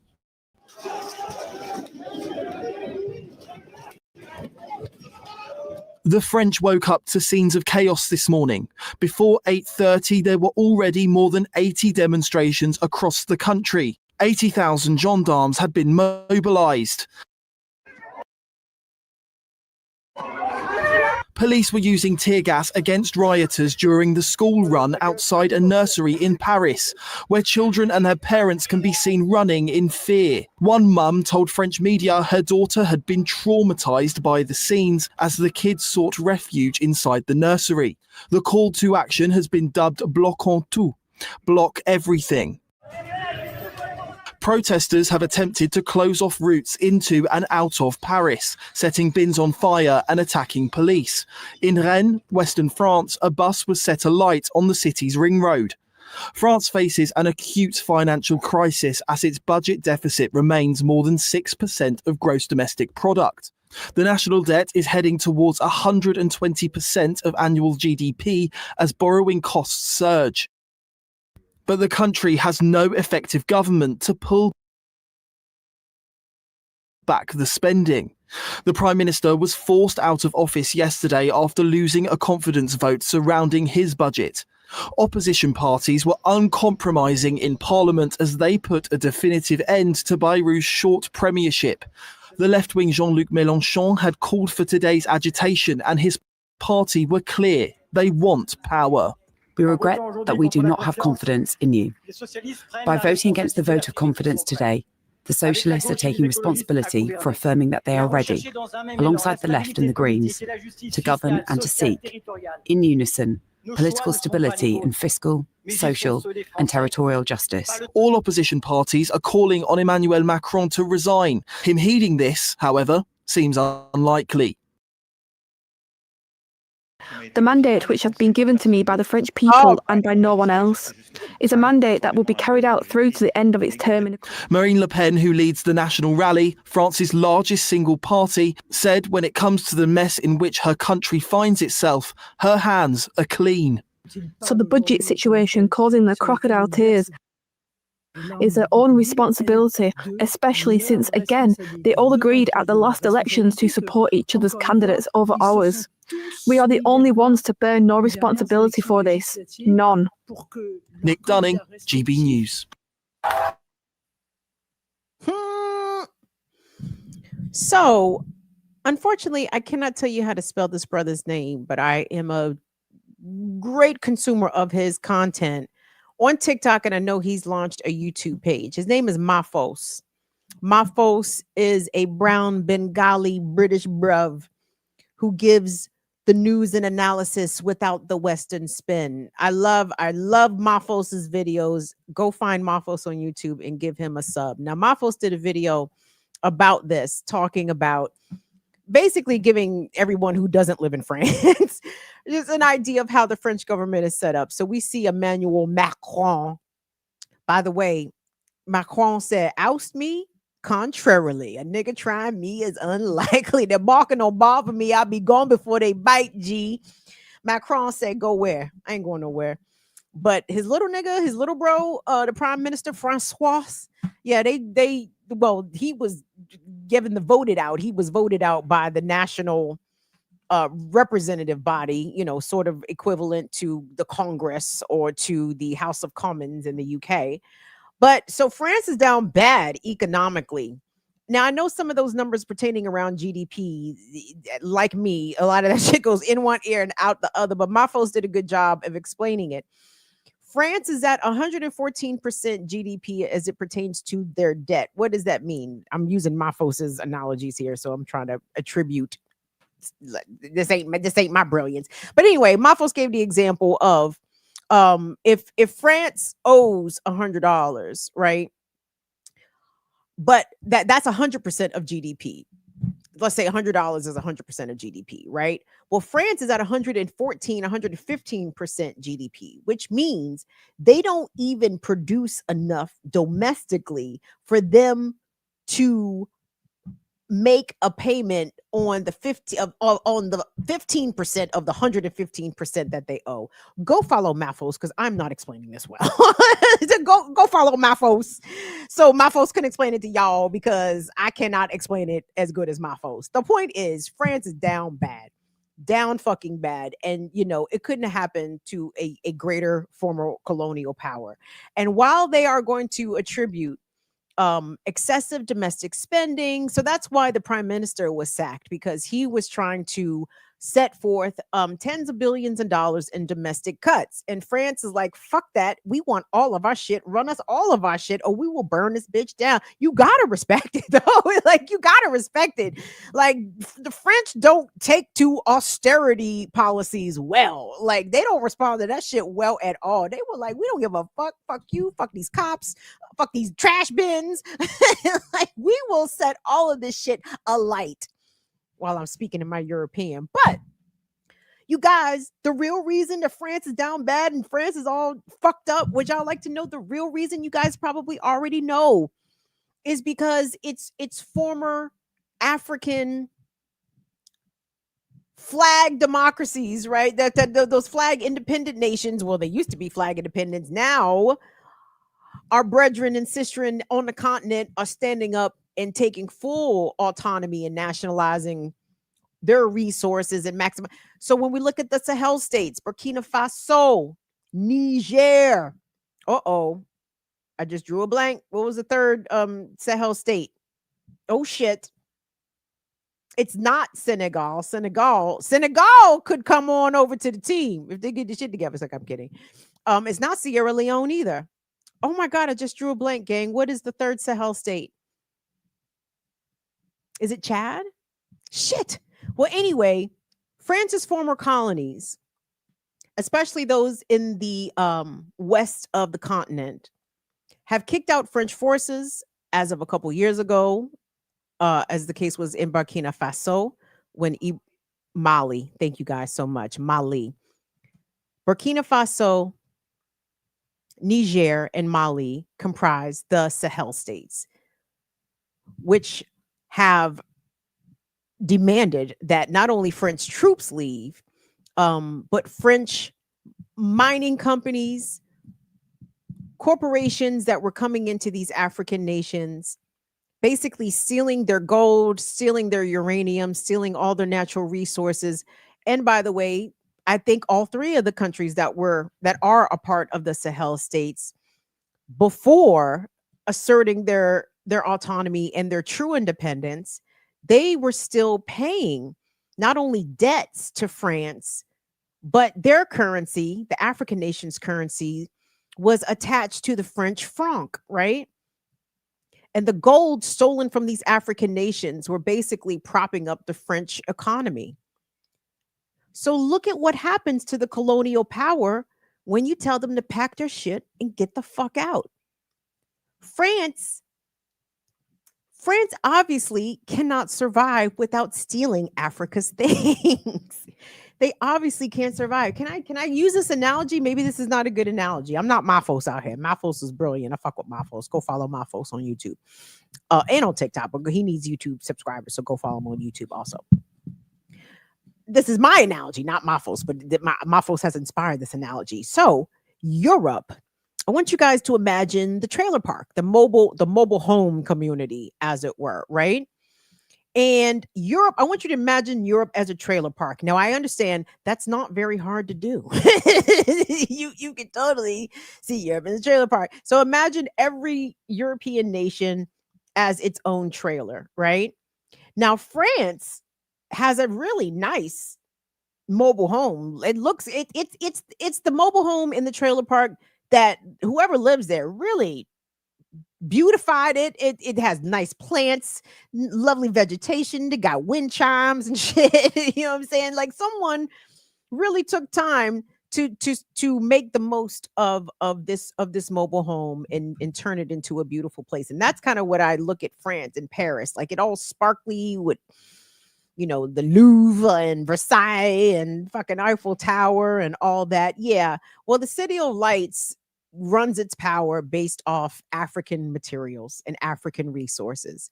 And now that the City of Lights and the nation that it resides in no longer has access to even some of these things, you see them fall apart so quickly. Once the colonized throw off the shackles of the colonizer, sheesh, colonizer can't survive because they're a parasite. Once the host takes the medicine or does what is necessary to extract the parasite can't live outside of the host body. And that is what exactly we're seeing happening to a former great power as France. What the fuck does French? What the fuck does France have if they don't steal things from other places?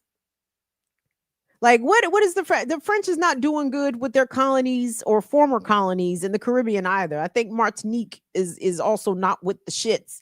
We saw here on this channel maybe several months ago, maybe a year ago. The people in New Caledonia, I still don't know where New Caledonia is. I still ain't found that on the globe. But Macron came there to visit and they told him, nigga, go fuck yourself en français. Okay. Blaque en tout. You know what I'm saying? Fous-toi. I don't even remember how to cuss in French, but regardless, the same thing can happen everywhere else. Oh, UK, the British Isles, your fate soon come. your fate soon come. United States, your fate soon come. The people are not going to continue to take this shit, okay? And as soon as the colonizers, the oppressors, as soon as they are identified and removed as the parasitic infections they are, they will soon wither and die. Watch France. Let's go to Nepal, where I didn't even know the Nepalese was rowdy. I didn't even know the Nepalese was rowdy like that. And when I saw it, I said, I love it. Love it. I had inklings that this was happening, but I'm not exactly sure. Mafos did a great video about this too, explaining the situation in Nepal. So let's go ahead and run that clip because out of Nepal right now are unlike anything they have that's it. No, ever seen before. So after they forced the prime minister to step down just a few hours ago, they have now stormed and set fire to the country's parliament building. That's the equivalent in the US, for example, of them setting fire to the US Capitol in Washington, D.C. Absolutely wild. In fact, some of the politicians inside had to be evacuated by army helicopters. They captured the country's finance minister. They stripped him down to his freaking underwear. They paraded him through the streets and then threw him into a river. There's footage of all of this. They set fire to a bunch of different politicians' home residence, including Nepal's former prime minister. His wife was still inside and she was burnt alive. There's also been hundreds of prisoners who have now escaped jail. And this was because a bunch of protesters broke into the premises. Reports say 773 inmates escaped from one prison, while 100. Okay, guys, these scenes coming out of Nepal right now are unlike anything they have ever seen before. So after they forced the prime minister to step down just a few hours ago, they have now stormed and set fire. There we go. Yeah, what's going on with the internet? As I sit in my house and ask the internet that I'm on, what's going on with you? what's going on with the internet and all the choppiness? Yeah, y'all. Do you think the United States is paying attention to what's going on in Nepal? Of course they are. Of course they are. Now, some of my comrades on Black Liberation Media speculated that perhaps this may be a CIA operation. We know historically and even recently, of course, the United States meddles in other countries' domestic affairs. We foment coups. We support political opposition.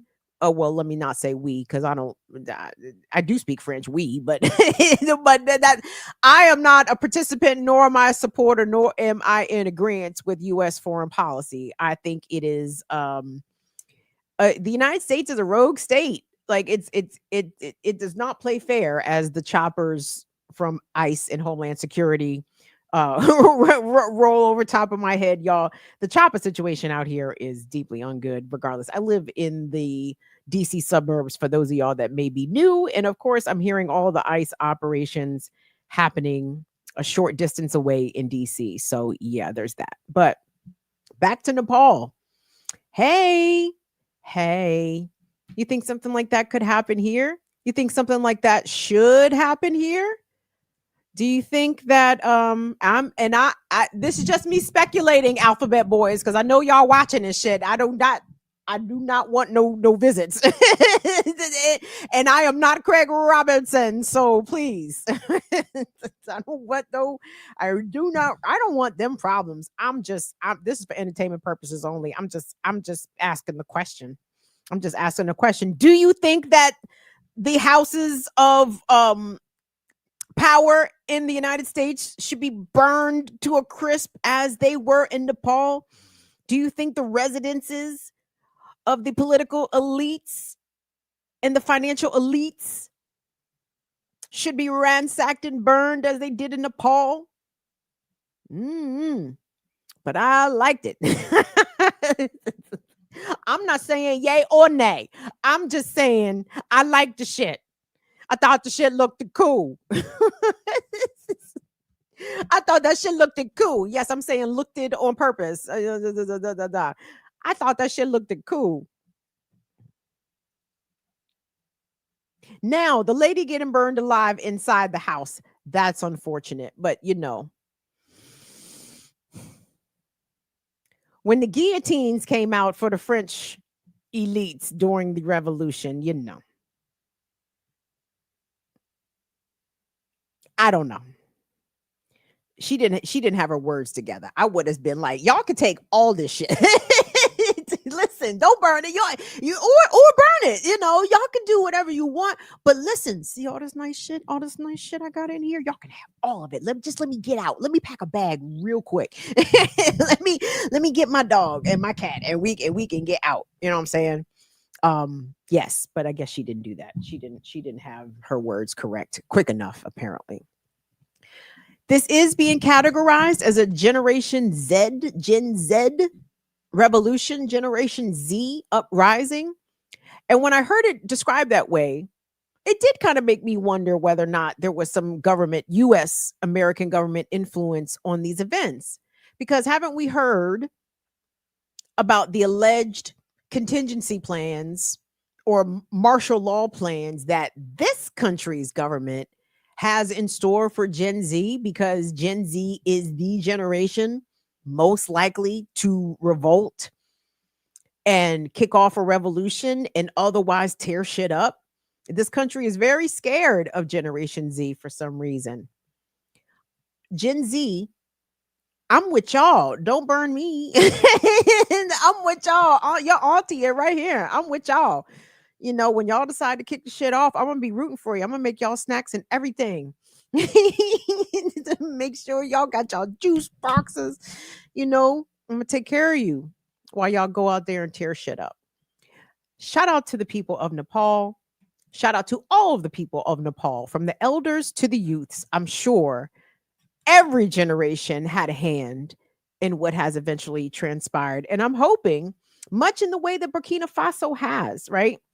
And to be clear, you know, everything that's happening in the Sahel is not perfect, right? It's not all the ideal situation. And maybe even some decisions we may not personally agree with, but the overall goal of kicking out the colonizers and seizing and nationalizing the country's resources so their own people can benefit from what is theirs, is absolutely something to not just admire, but it needs to be emulated. So I'm hoping that Nepal can establish some good governance, some good leadership, and maybe I don't even know what kind of economic system they had. I don't know where is that a capitalist nation? I don't know. I do not know.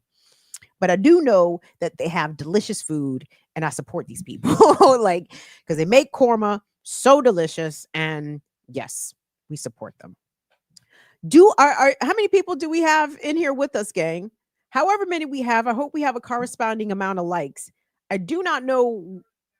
139, is that right? I don't know what y'all do on Twitch. Heart, favorite, share, thumbs up the shit. I don't know. Do that. So what I'm gonna do here. There's a couple of other clips that I want to share with y'all. Hold on. You guys probably hear me during the Remix Morning Show thumbing through bookmarks because I don't know how well I hear, so I have to turn the shit off. I do hear pretty good. Hold on. Oh Lord, God help us. I'm sorry. This is a clip of DC Mayor Muriel Bowser being asked about the conclusion of the ICE deployment, or the National Guard deployment in Washington, D.C., which was actually supposed to happen, I think, this week.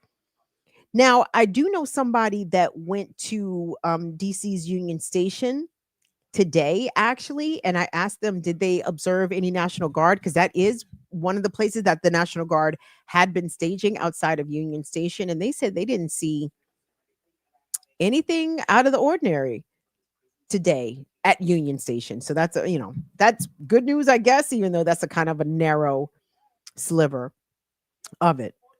Hold on. Now I'm trying to find the last couple of clips that I think are good news. Bang, bing. Hold on. We might have to run that Trump clip again because that shit's hilarious.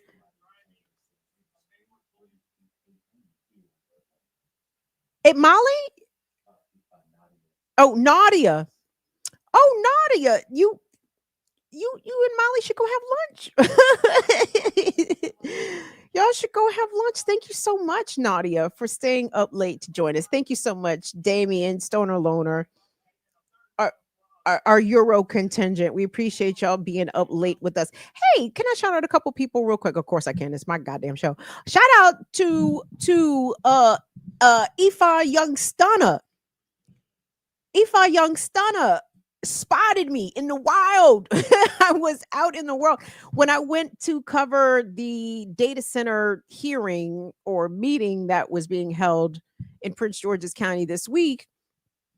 This young person kept turning around and looking, and they were like, "Oh, that's Kim Brown." I said, "Oh shit, somebody knows me out here. That's wild." And if you go to my live, this week, whatever it was, I actually do chat with Aoife, but I also spoke with Goddess Crew, Sister Sheena, and that's a standalone interview with Sister Sheena. Let me apologize for the audio quality, though. If you turn it up, you can hear, but it wasn't the greatest audio quality. That was my bad. But Sister Sheena, very informed, along with Aoife, about the. I hope I'm pronouncing Young Stunner. You know who I'm talking. So anyway, but both of them gave very good explainers about the proposed data center construction in Prince George's County. So hopefully, we will be able to stop that. This county nowhere needs data centers, by the way, everybody. In fact, when I flee America, well, one of the requisites for my next homeland is going to be, I want to go somewhere where the infrastructure for data centers, where my next country does not have the capacity to support data centers in their infrastructure. Okay, like any place where they are able and are willing and able to build data centers, I don't want to live there, because the tech billionaires are literally going to suck our groundwater dry to keep the computers cool. Like, we are literally going to sacrifice human drinking water to the computer, which is a concept and an idea I will never get used to. I would like to make some suggestions about what to do with data centers, but I can't on the internet. And I won't. But regardless, hold on. Give me a second. Wait a minute. Because there were some good actions that I wanted to show you guys. You fucking sick motherfuckers. Okay, I'm sorry. I'm coming across all the all the Charlie Kirk shit, which is hilarious. But hold on. I'm sorry. Chat amongst yourselves for a brief moment. I wish I had some interlude music to play you, but I don't. Shout out to Leah Boggs. What's up, Ross Alba? Hey, peace, Afra. Afra, you going to art all night? So DC has this annual event called, Leah, you going to art all night? It has this annual event called Art All Night, where art in its various many forms is featured in different locations and venues across the city, across all wards of the city, if I'm not mistaken, culminating on Saturday night at Martin Luther King Library, downtown DC, with a closeout concert. From what I understand, I heard Donnell Rawlings is going to be the comedian. Do y'all think he's funny? Whatever. And of course, being closed out by some of the go-go bands, though I'm not sure which go-go band. Now, I saw the lady from the DC Arts Council, whatever the fuck. She said that they're actually going to do a capacity at the Saturday night event because last year at Art All Night, 40,000 of you Negroes and you brought some of your white friends out. 40,000 of you showed up down there to see Backyard Band. And DC said no. DC said not this year, not this year, not this year. There's ICE and Homeland Security everywhere. God damn it. Don't let ICE and Homeland Security fuck up this event, dog. They're not going to want that drama. I don't think they're going to want that smoke, to be honest. So anyway, hold on. I deeply apologize for my lack of preparedness, but you know, this is the level of professionalism that I think you all have come to expect from my platform. So there's that. So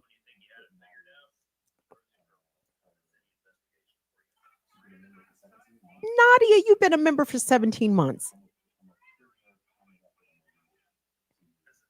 Wait, say that again. I'm sorry. Yes, read your comment, Nadia.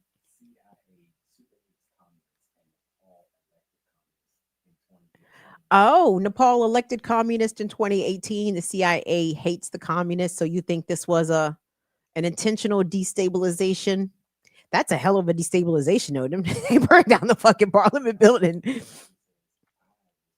Oh.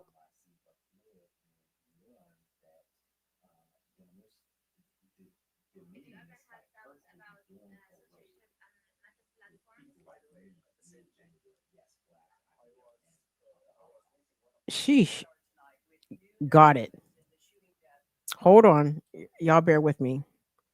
I'm sorry. You may have to look at me scrolling here for a second.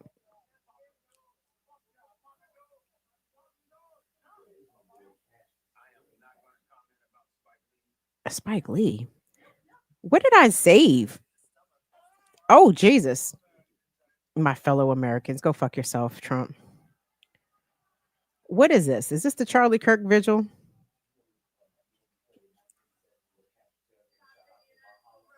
Yeah, go ahead. Yeah, we can do that. So, I'm gonna indulge in a bit of absurdity here for a second, going back to the clown show that is the Trump administration and the Kash Patel operated FBI. And let me say this: of course, I want the FBI mismanaged and managed poorly. Don't we all? like. Who wants the FBI functioning at a high level? You know, again, on some level, I appreciate the intentional incompetence and the willingness to destroy institutions that the Trump administration seems to be hell-bent on doing. And if they want to destroy the national law enforcement apparatus by rendering it so dumb that it is ineffective, and therefore can't do shit, I'm okay with that. Like, I don't long for the days in which the FBI, don't y'all remember when the FBI would what? would infiltrate our organizations, would arrange assassinations, political assassinations on our folks? Like, what sort of pining for the FBI of yesteryear do people really, are people seriously even asking for? So I love the fact that, you know, the incompetence of certain maleness, not all men, hashtag, but the outright incompetence of maleness, of white maleness and white male adjacentness. I love it how it lays itself bare and reveals itself. But instead of on a professional level, Kash Patel embarrassed himself on a personal level when he gave his final video shout out goodbye to Charlie Kirk, his buddy, his homie. And people are like, Kash Patel, is everything okay? Which everybody knows the answer is no. Everything is not okay. You know, just like we talk about as Black folks, we talk about coons and, you know, self-hating Negro. Oh, baby, that applies for everybody of every race, every ethnic origin. Everybody has issues trying to assimilate and cleave to whiteness. If I just be the best brown that the whites would accept, You know, did y'all know the nigga name is Cash App?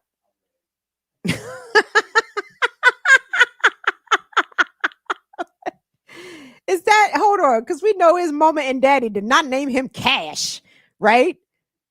Is the nigga named Cash App? Is it Cash App Patel? Nigga, you should have stuck with Cash App. I would. And that's no disrespect to the subcontinental diaspora. If you got a cousin named Cash App, you know, respect to them, but fuck Cash Patel, okay? Fuck that nigga and mock that nigga incessantly. Cash App Patel, all right. So anyway, Cash App wanted to do a video shout out to his homie. Ooh, I was about to do a bet. I'm gonna do it anyway. Fuck it. Cash App Patel wanted to do a shout out to his homie Charlie Kirk and that gangster lean. You know what I'm saying? So listen to Cash App, his final shout out. This shit sounds ridiculous, as you may imagine. Let's take a listen. This is a very much an ongoing investigation, as the governor said, and we will continue to work with state and local authorities to develop the investigation, to provide them the evidence they need for their ongoing prosecutions. And we will be here to answer every call they absolutely have, as long as it takes, for as long as we need to find and apprehend whatever suspects were involved in this crime. Lastly, to my friend Charlie Kirk, rest now, brother. We have the watch, and I'll see you in Valhalla. This is a very much an ongoing investigation.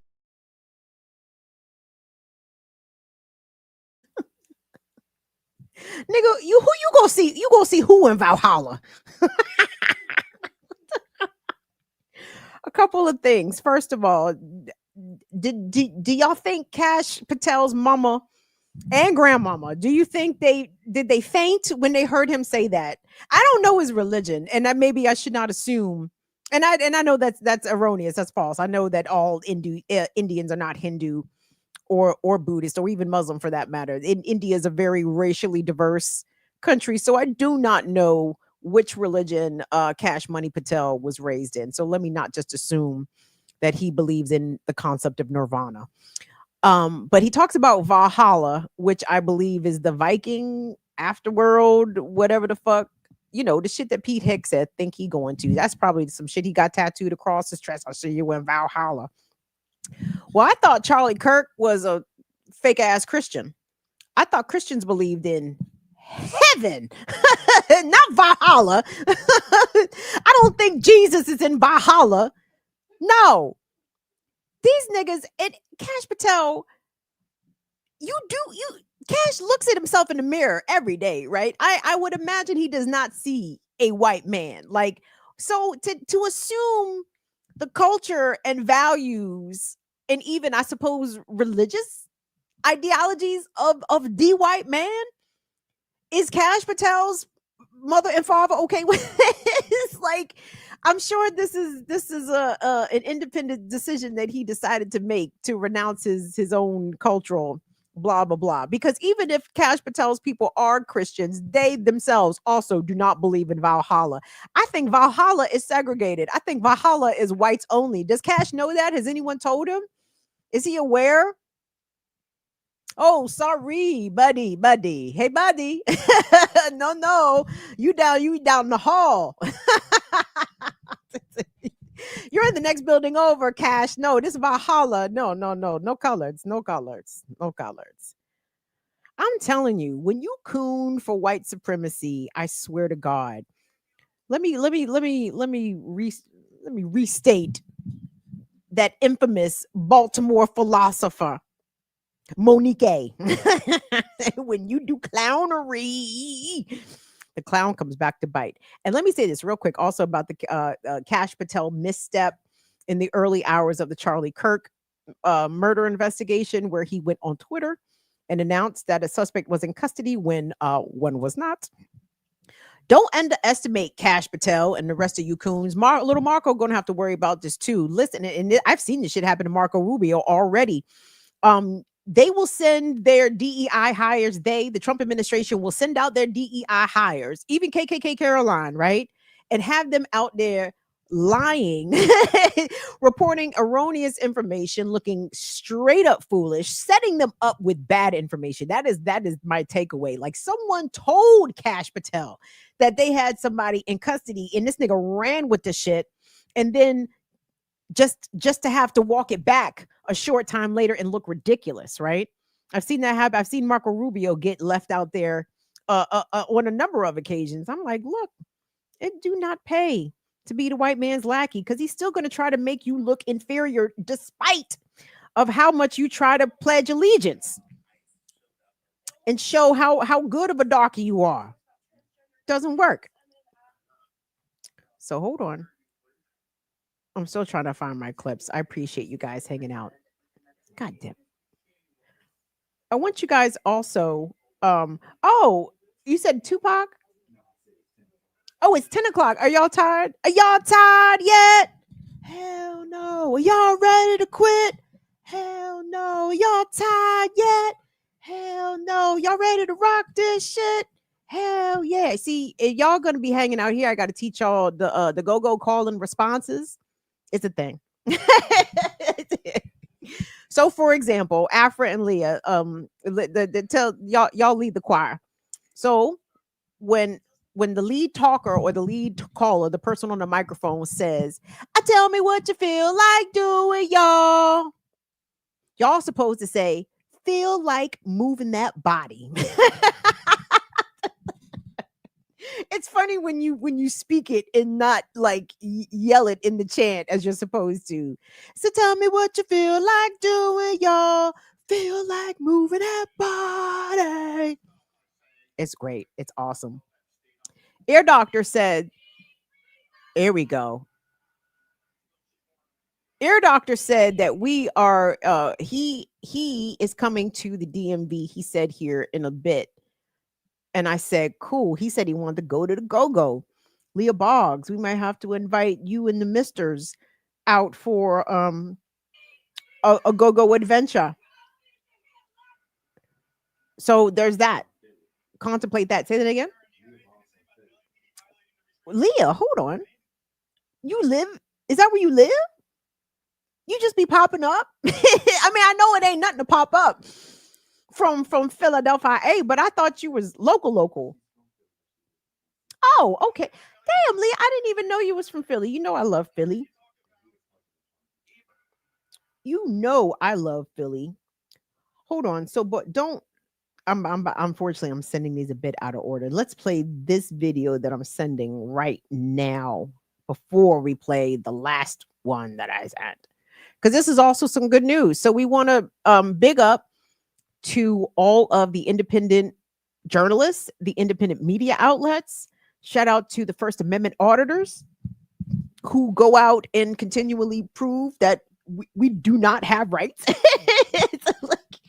I appreciate the people that file paperwork and requests and, you know, all the things. And I'm not saying it's a fruitless endeavor. It certainly is not something not worth doing. It absolutely is worth doing. But what it does is expose the hypocrisy that police don't adhere to the law. They don't adhere to restraining orders. Elected officials do not oftentimes adhere to things that they are legally obligated and bound to do within the constraints of their office. They don't do that. So as I showed you guys a video, I think was it last show or show before last, of the brother who does Film the Police LA. Please go follow that social media account. Follow them on X, follow them on TikTok. They do outstanding work covering the brutality of the Los Angeles police departments, plural, the Los Angeles sheriff's deputies included. And we're about to see a video from Film the Police LA, where he is confronting Los Angeles Mayor Karen Bass, a Black Democrat, about the restraining order from the last video I played you guys. So, hey, Karen, do you have? Okay. So, for those that weren't watching last show, Film the Police LA. Anything to say about the LAPD violating the restraining order? Okay. Anything to say about the LAPD violating the restraining order, Karen? Karen, you talk about. Okay, but can we stop playing? Like, I mean, alrighty, okie dokie. So, Film the Police LA in the last video showed here on the platform. They were able to get a restraining order filed against the Los Angeles Police Department because the LAPD was violating the right of the press to cover the 24-hour protests that have been happening at the federal facility in downtown LA. Again, it's been 3 months. I think the Los Angeles activists and protesters just marked 90 days of these ongoing demonstrations outside of the ICE facility. Why? Because ICE started their operations there in force in the Los Angeles area. They have been kidnapping people by the many hundreds, if not the thousands at this point, from everywhere. Home Depot parking lots, kidnapping fruit vendors and flower vendors and taqueros off the street. I mean, just absolutely Gestapo, brown shirt, Nazi, SS, all the terrible things, the most fascist behavior, inhuman. I mean, seriously, it's really gross. So these protests have been happening outside of the ICE facility, and Los Angeles police have come out there to provide security for ICE and Homeland Security. LAPD, even though Los Angeles is a sanctuary city, LAPD has been assisting ICE and Homeland Security in their immigration duties, I guess we can call it. So, at the last clip we played of Film the Police LA, they were showing the police, they were at the protest, that they had a legal right to be where they were, documenting and covering the protest. And they were approached aggressively by Los Angeles police. They were attempted to be intimidated by Los Angeles police. They were threatened with physical violence by Los Angeles police, in spite of them having a restraining order, in spite of Film the Police LA demonstrating that the police as a force were emailed copies of the restraining order, because he was like, I guess y'all motherfuckers don't check your emails, or your police chief is lying about sending out the email pertaining to the restraining order. The restraining order, by the way, was to allow the press to cover the protest from whatever vantage point they chose. So here is Film the Police LA confronting Los Angeles Mayor Karen Bass about why her cops don't respect restraining orders that come from courts. Let's take a look.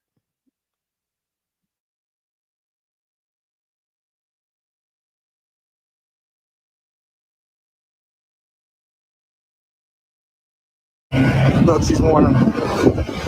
Hey, Karen, do you have anything to say about the LAPD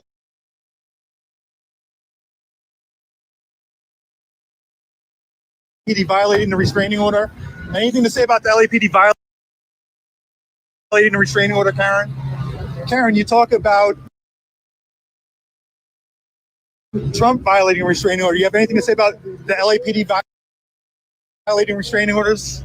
Hey, Zach, you told me you were going to get back to me about the LAPD violating the restraining order. Does Karen Bass have comment? Does she have to comment yet? Well, so what I said was I would look into it, and they had a meeting later that day, and I got to find out the results of that meeting.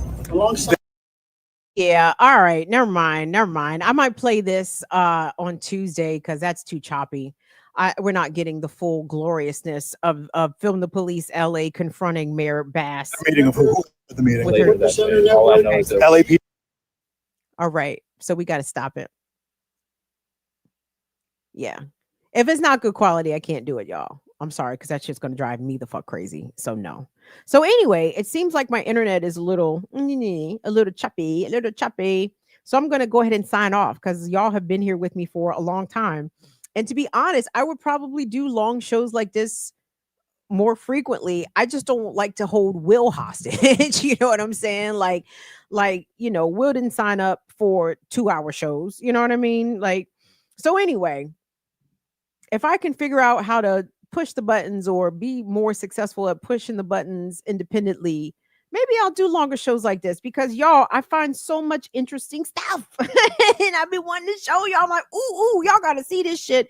And I'm not active on TikTok, so I don't repost and stuff. And maybe I should. But then that's all my account would just be me reposting stuff. And I don't think people like that. I don't know what the fuck people like, but regardless. So anyway, so I'm gonna push along here. I like to thank everybody. I like to thank you all. Thank you so much. I see you, Afra Sings. You all better come on in here. Who is that? Okay. Thank you so much, everybody. Pam. Thank you, Miss Jones. Me and Pamela Jones. We might be kin. I'm a Jones. On my mama's side. Sweary Fairy. Thank you so much. Thank you so much to Lovely Lady. Thank you so much. Did I see KJ Sakuma? Maybe I'm imagining things. Shout out to Vesper X. Thank you so much, DJ Vesper X. Special thanks to Latif for subbing in as our assistant fill-in button pusher. So y'all show Latif some love. It's not an easy job. I'm telling you, Will makes it look easy. That's why when Will goes, it hurts. You know what I'm saying? Like we feel hurt, we feel pain. Deidre the Destroyer, I see that you just threw something up there, baby, but malheureusement, je ne le peux vu. I cannot see. So I'm not able to read. Let me put it that way. But I did see that you sent something up there. So I appreciate you guys so much. Who else do we have in here? Oh, thank you everyone that's watching on Twitch. Thank you so much, Rosalba, my niece. Thank you so much to my son Tyler for coming on in here. PJ Fry, what's up? Thank you so much. Hey, Dre, with or without. Peace, bruv. Hey, Ground Level News. Thank you so much for watching on Twitch. We appreciate it. We gon' thank you all for checking in. I appreciate it. Thank you so much. Who else we got in here? Who else? Hey, what's up, Black Brew? Super awesome. Who? Super awesome Downer. Thank you so much for coming in. Franny France, 2 fucking F's. You better make it 3 fucking F's. Fucking Franny France. Hey.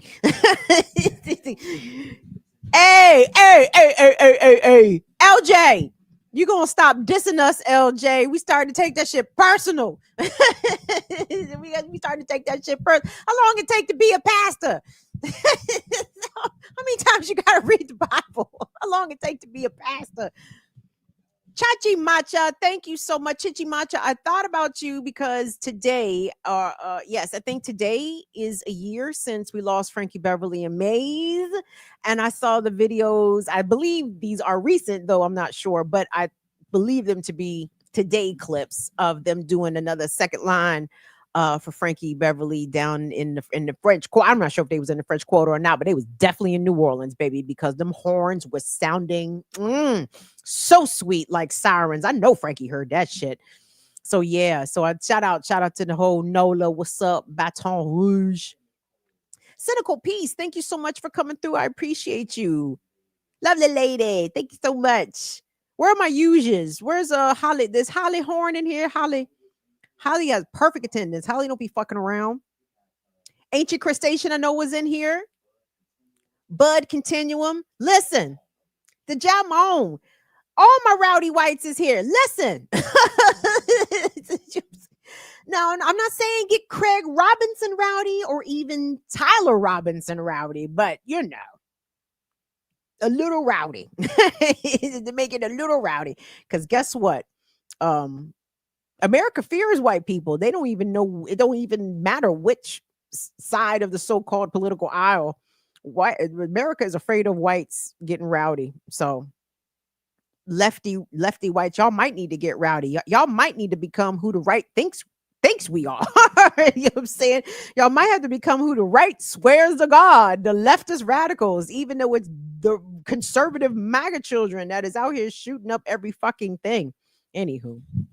But anyway, I appreciate you guys. Please be safe. Please have a good rest of your weekend. We will come back together with a show come Tuesday. Don't forget, Saturdays with Renee on Black Liberation Media. Set your bells and notifications for 11 a.m. tomorrow. Please don't forget to join us on the Remix Morning Show. Tuesday through Friday. I'm going to throw in Friday, even though the Friday, I respect the crew. That's not our crew, though. I mean, that's not the crew that I wrote. Anyway, you know what? Let me just be quiet. Let me shut up.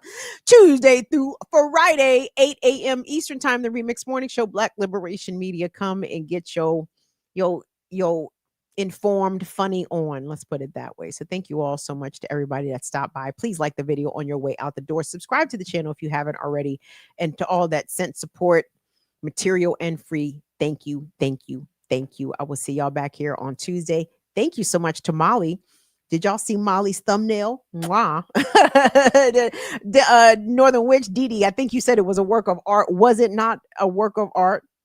Was it not a work of art? The white on white violence, I just feel bad for. It's like, I don't feel bad. So anyway, thank you to Molly. Thank you to Lateef for filling in and pushing some buttons for us tonight. Thank you guys. And I'll see y'all back here Tuesday. Love you guys. See y'all later. Peace. Deuces, deuces, deuces.